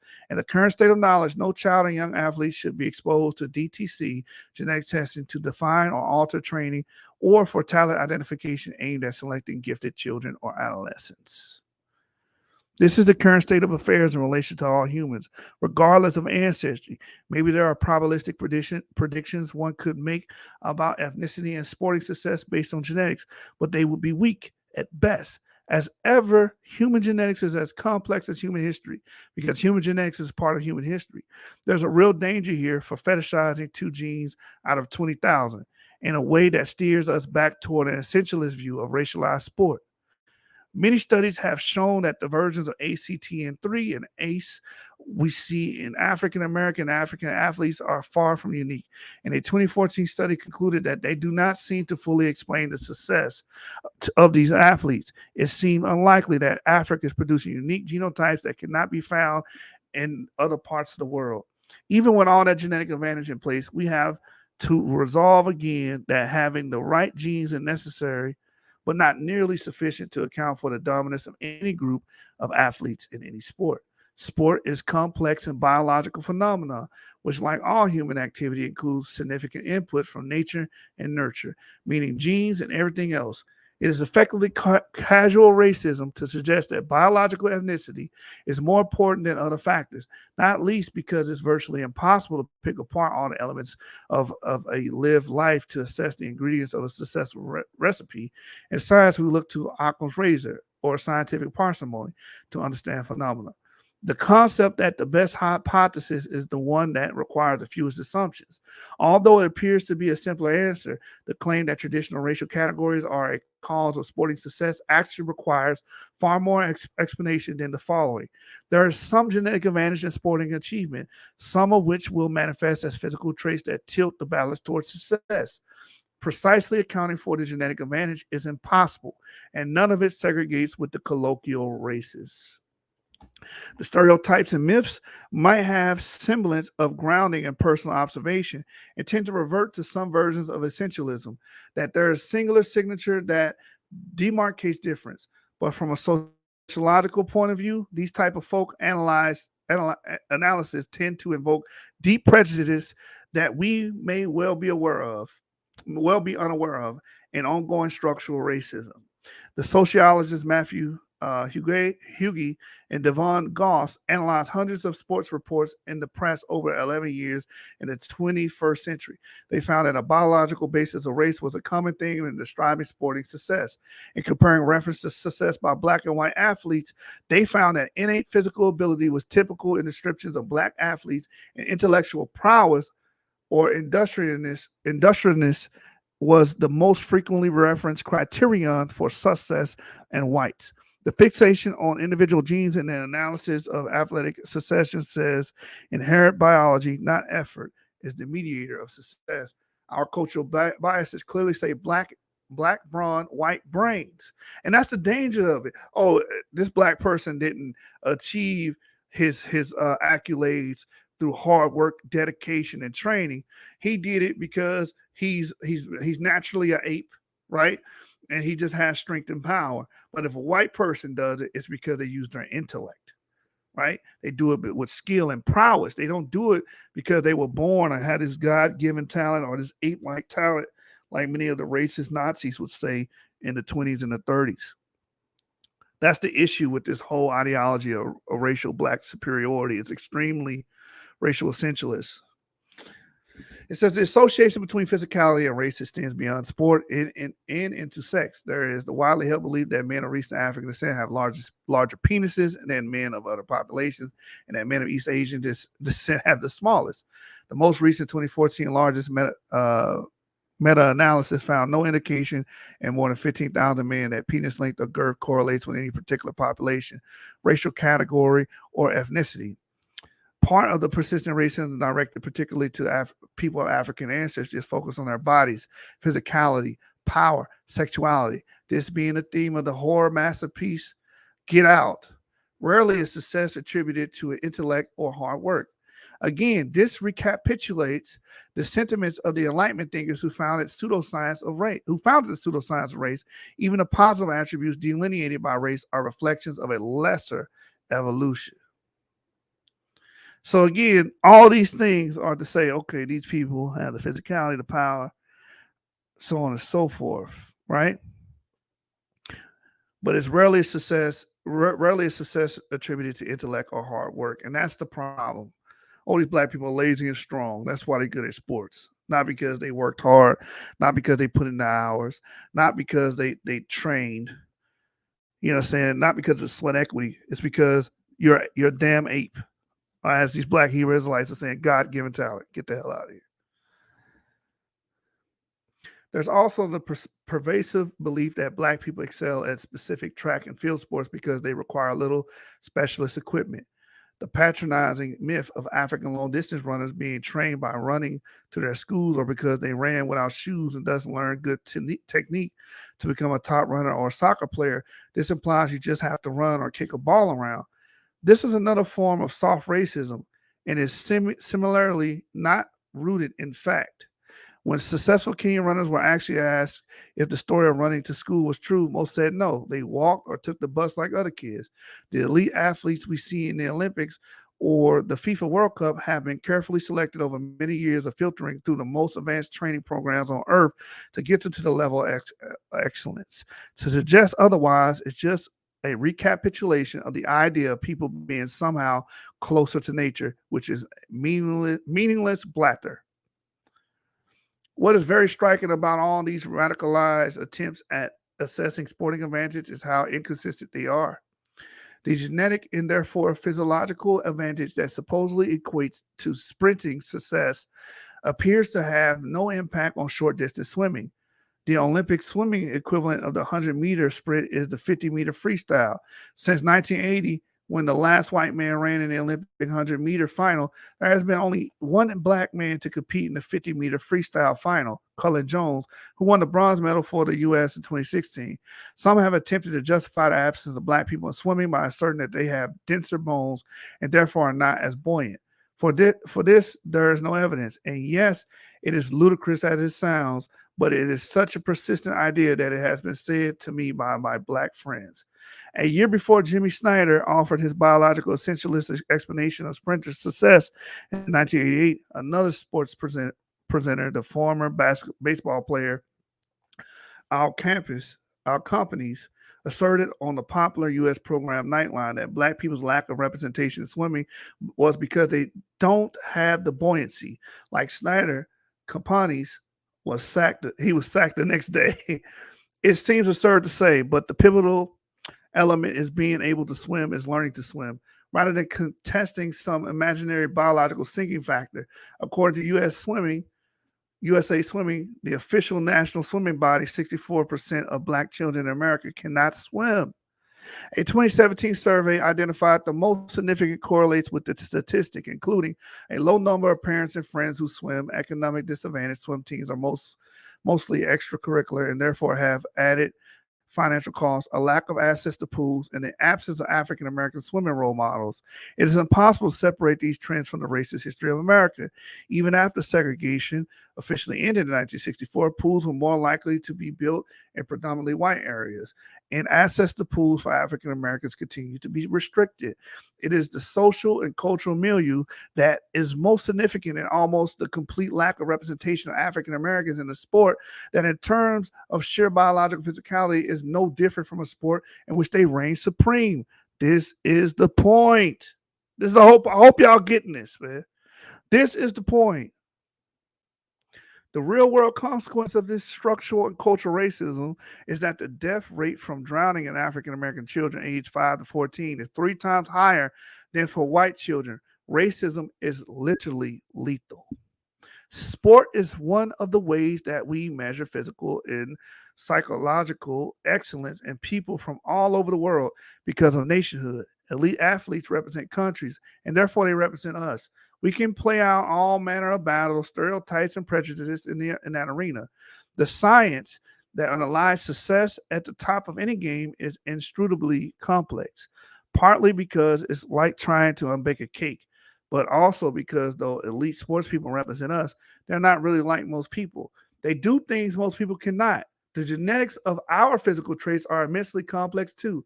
They reflect individual differences, population differences, regional adaptation, and the weirdness of human history. Nevertheless, we impose all our hope, dreams, and prejudices onto our elite athletes, and these include deep cultural biases, many of which we may be only partially aware. It seems possible to pick almost any argument, racist or otherwise, and use sports to defend it. With such limited data, these positions are quite unattainable. As well as entertainment, sport is a celebration of the extremes of human capabilities. To reduce it to mere unearned biology is racism, whether conscious or not. In return for that pursuit of greatness, we owe elite athletes more deserving praise than auspicious ancestry. And that's the motherfucking deal. You got anything you want to say about this, Avery? No, that was a good read. It pretty much summed up what that guy said at the beginning of the video as well. So basically, from what I understand, I guess we're about to close out here, is that when it comes to people of different racial backgrounds, they're not great because of their race. They're great because of hard work, and we ought to praise the individual for their hard work rather than praise them because they belong to a certain race. And I think we should apply that even to other things like intelligence. Like if a person who's Chinese or Japanese happens to be intelligent, we shouldn't be like, oh, well, the whole Japanese race is intelligent. No, it's that specific person. And we probably should even stop trying to basically lump ourselves into a single individual who does something great. Because that's one thing I also see white supremacists tend to do. They say, oh, so and so was a great, military leader or a great inventor. Therefore, all whites are great military leaders and all whites are great inventors. Like, no, you're taking this person's contribution and trying to attach yourself to it. Like you are the one who invented like Tesla or something. Like you're Nikola Tesla, and like you can't attach yourself to his accomplishments just because he's white and you're white. I mean, I wouldn't even put Tesla's own family in that category of being great. This specific man is great because of what he did, but not his family can take his accomplishments, and definitely not you. So same thing when it comes to like black people, when it comes to like Michael Jordan stuff. Michael Jordan is great because he put in the work to do it, but that doesn't mean you're going to be great and you should take his accomplishments just because you belong to the same race. Right. Exactly. And I like how he put the swimming.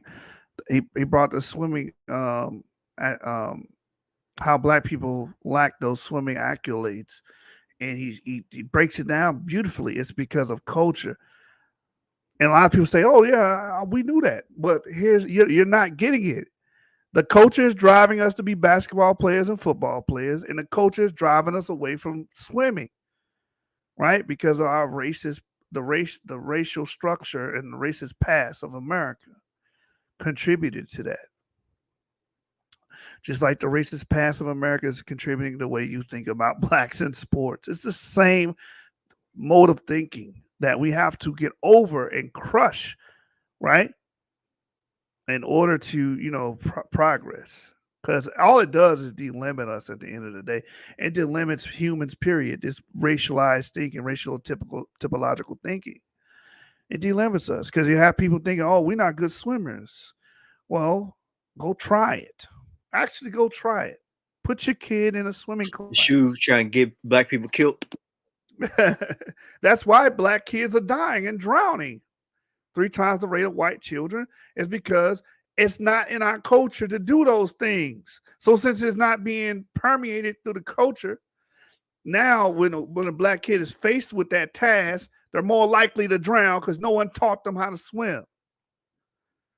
That's the sickness. So you see, she was trying to get us to act white. I see how it is. I see the game. That's the sickness of this racialized essentialism that you guys are following.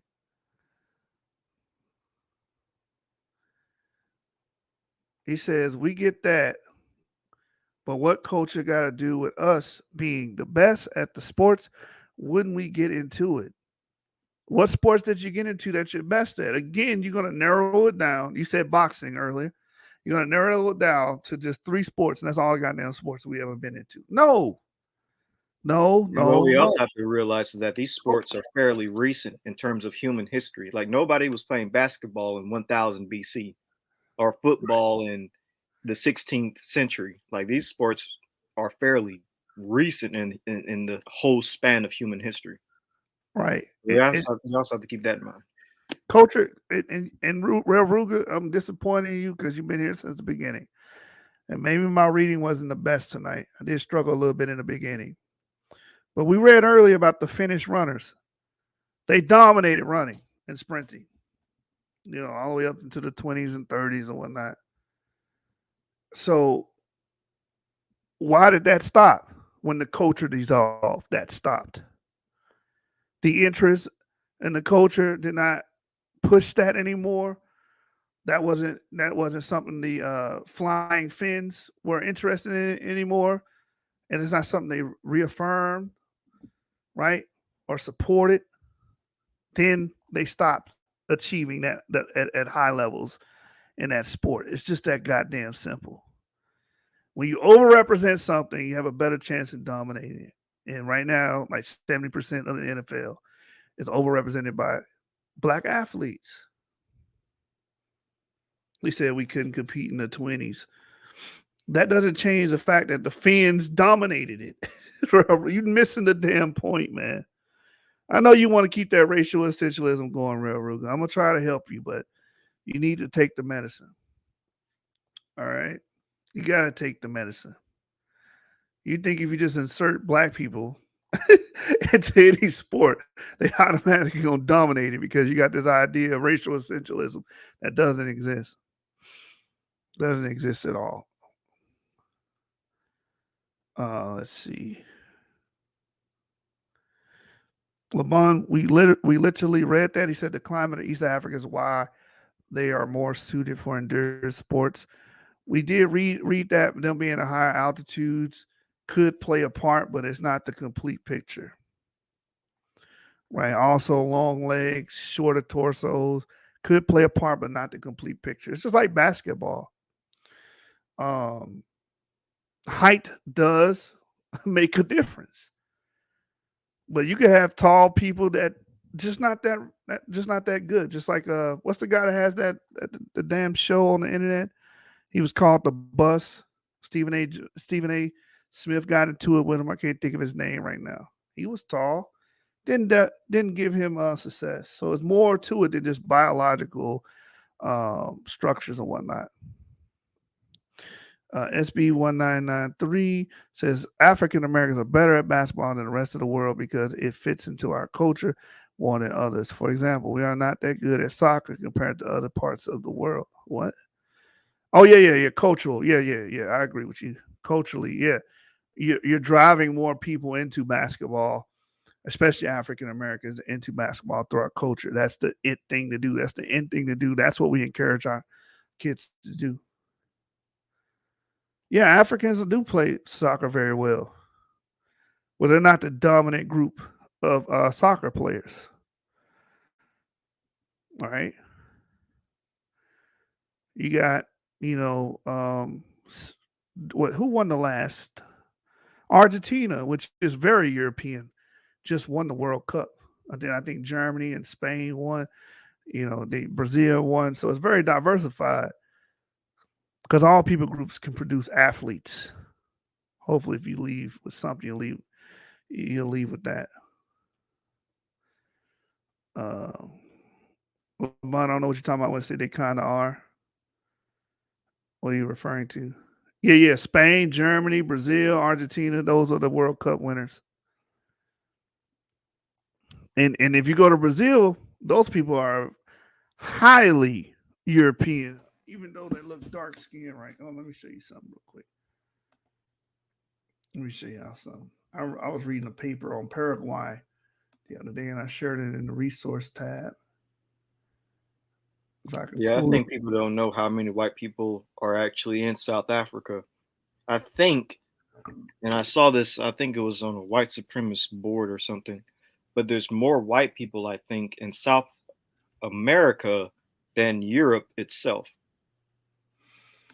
Y'all gotta let these racial axioms go, bro. Gotta let them go. They have their root in redneck Dixiecrats of the past. So where's the chart? Here's the chart here. So this is from a paper called The Ancestry of Eastern Paraguay and Typical South Americans. And within this paper, it gives you this chart, and you can see Brazil, the Y chromosome, and mtDNA. So here it is here. And I'll debate anybody using this chart that believes in the 12 tribes chart. I'll tear your ass up. Right here. Brazil is this bracket. Is fake science. Yeah, that's what they're going to say. Brazil right here, you guys can see. And the left bracket is mitochondrial DNA, and the right bracket is Y chromosomal DNA, right? So one side is their mother lineage, the other side is their father lineage, right? And Alagoas, There are a lot of African female components here. We'll say what's that, about 45%. And then the green represents, hold on, let me shrink this a little bit. The green represents European. So there are some European components on the mother side, and then the blue is Native American. But when you look at the male side, a very small percentage, less than 5% of the Y chromosomes, probably 5% in this region here, Alagoas, is actually African. And then the rest of the Y chromosome is European, and a very small Native American ancestral input on the Y chromosome. Then we look at Espirito Santo, mitochondrial DNA, the mothers. You got a fair African proportion here. A lot of the African DNA and legacy of Brazilians is mitochondrial DNA. And we read a paper about 2 years ago on this, how it's not proportionate to male African DNA there. But as you can see here, it's almost 28% mitochondrial DNA. Then you got a large chunk of European mitochondrial DNA. And then you have, probably 22% ancestral mitochondrial, Native American mitochondrial component. And then on the Y chromosome side of Espirito Santo, you have a very small percentage of sub-Saharan African, probably 10%. And then majority of the Y chromosome in Espirito Santo is European. We're probably pushing 70 or 80% of it. And a very small, probably 5% of its Native American ancestry. Now, see, this green is huge here. This green is pretty much the lion's share of Brazilian men. Majority of them are European. That's the point. Northeast region of Brazil, you have a small African component, probably 10%, and majority European. The mitochondrial DNA, you have more African mitochondrial DNA than you actually do paternal. As you see here, there's a European component here.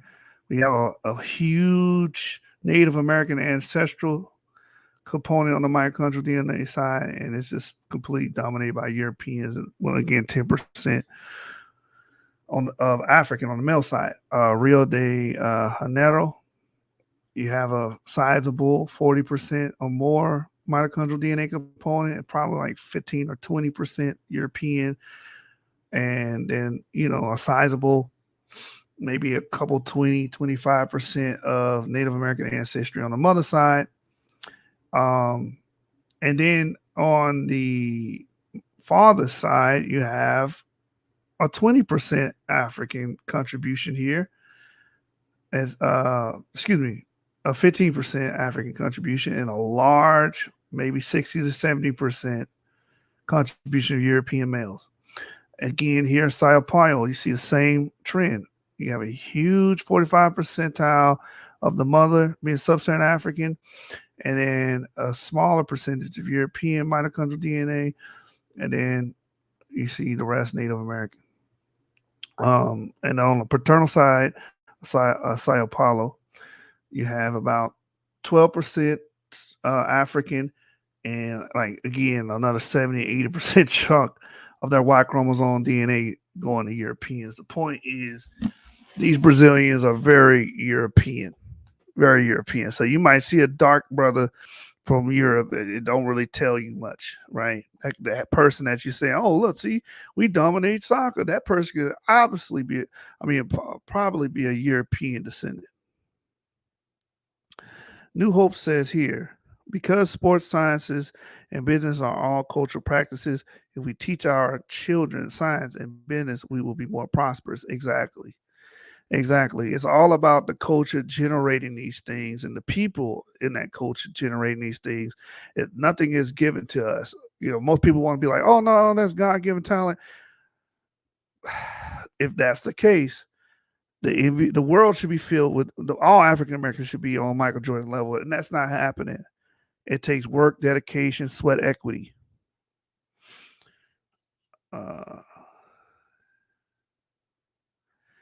Real Ruger says, why do you think there's one with more African males than women? An anomaly. More Why do you think there's one with more African males than women? Which one are you talking about? Oh, he's talking about the one in Colombia. I think you talk Bolivar. That's the one when I see more African males and the percentage about 30% and African females 25%. Um, I don't really know. I have to look at some papers about Bolivar. Maybe there were more African males in that region than females, or more successful African progeny. That's my best answer without reading anything on that. Even here, there's a slight African male lineage surviving here. Maybe there's more African male progeny that's probably mixing with, some of these European or Native Americans, and those male lines just persist. Right?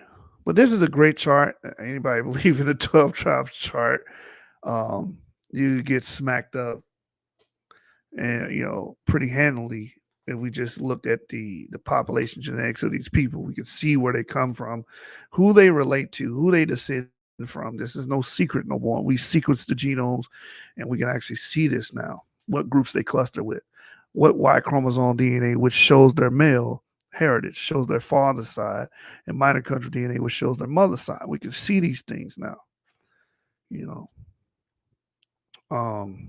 Again, I'll get you guys the paper that came from. Give me a minute. If you guys want to investigate on your own, again, this is not a church. We not the Masons. We ain't got secret knowledge here. You know what I'm saying? That's exactly what a Mason would say.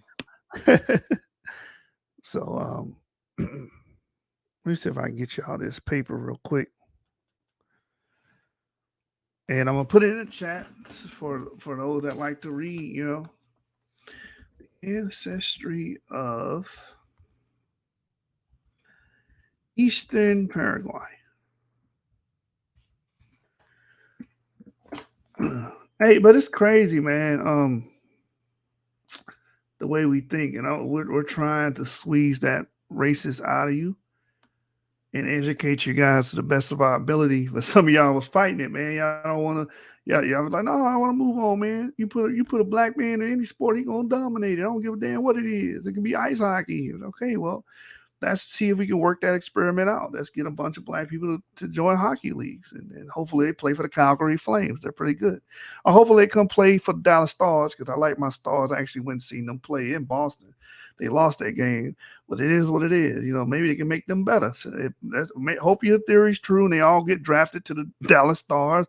That way my team will become dominant like the damn Tampa Bay Lightning. So anyway, let me get y'all this paper. So the ancestry of Eastern Paraguay, a typical South American profile with a unique pattern of admixture. Published in 2021, man. It's funny, what you call them black power might be European power, man. You never know. That's the beauty of genetics, man. It flies in the face of racists, right?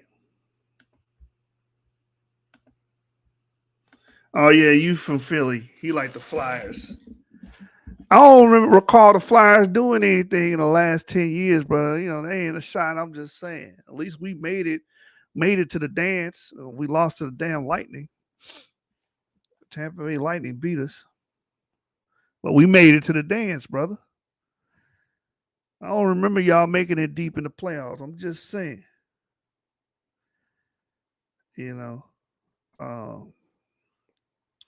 With that being said, is there anything you want to add or any lasting comments before we get out of here, Avery? Nope. Hey, man. Y'all got to stop being racist, man. I'm going to try and peel the racism out of you, man, and take the racism out of you, bro. I'm going to try to purge that from y'all, man. This is an exorcism every time y'all come on here. You know what I'm saying? With that being said, man, remember, stay shiesty. Yeah. Yeah.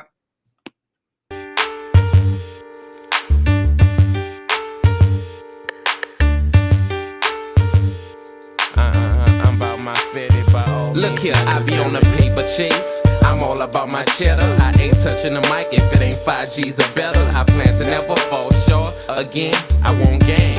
Boy, I'ma tell you, no pain, no gain. I hustle hard for what I want, that's how I get it. I struggle hard, and if it's out there, I'm gon' get it. If you see Ciamara, a $sign on the CD, somewhere on there you'll see featuring the BG. Me and my nigga B, like Suge and Pop, we getting our shine on all the way to the top. Look, ain't no stopping us, boy, don't try. When you hear once, it ain't no secret you going by. You could lie about this, stunt about that. You can't die these 50 shots, I'm about to red-tat-tat. Ain't nothing changed, still a buster wig splitter. Straight hustler for my cheese, I'm a money go get about my paper, my cheese. So before my eyes close, I want my green to add up to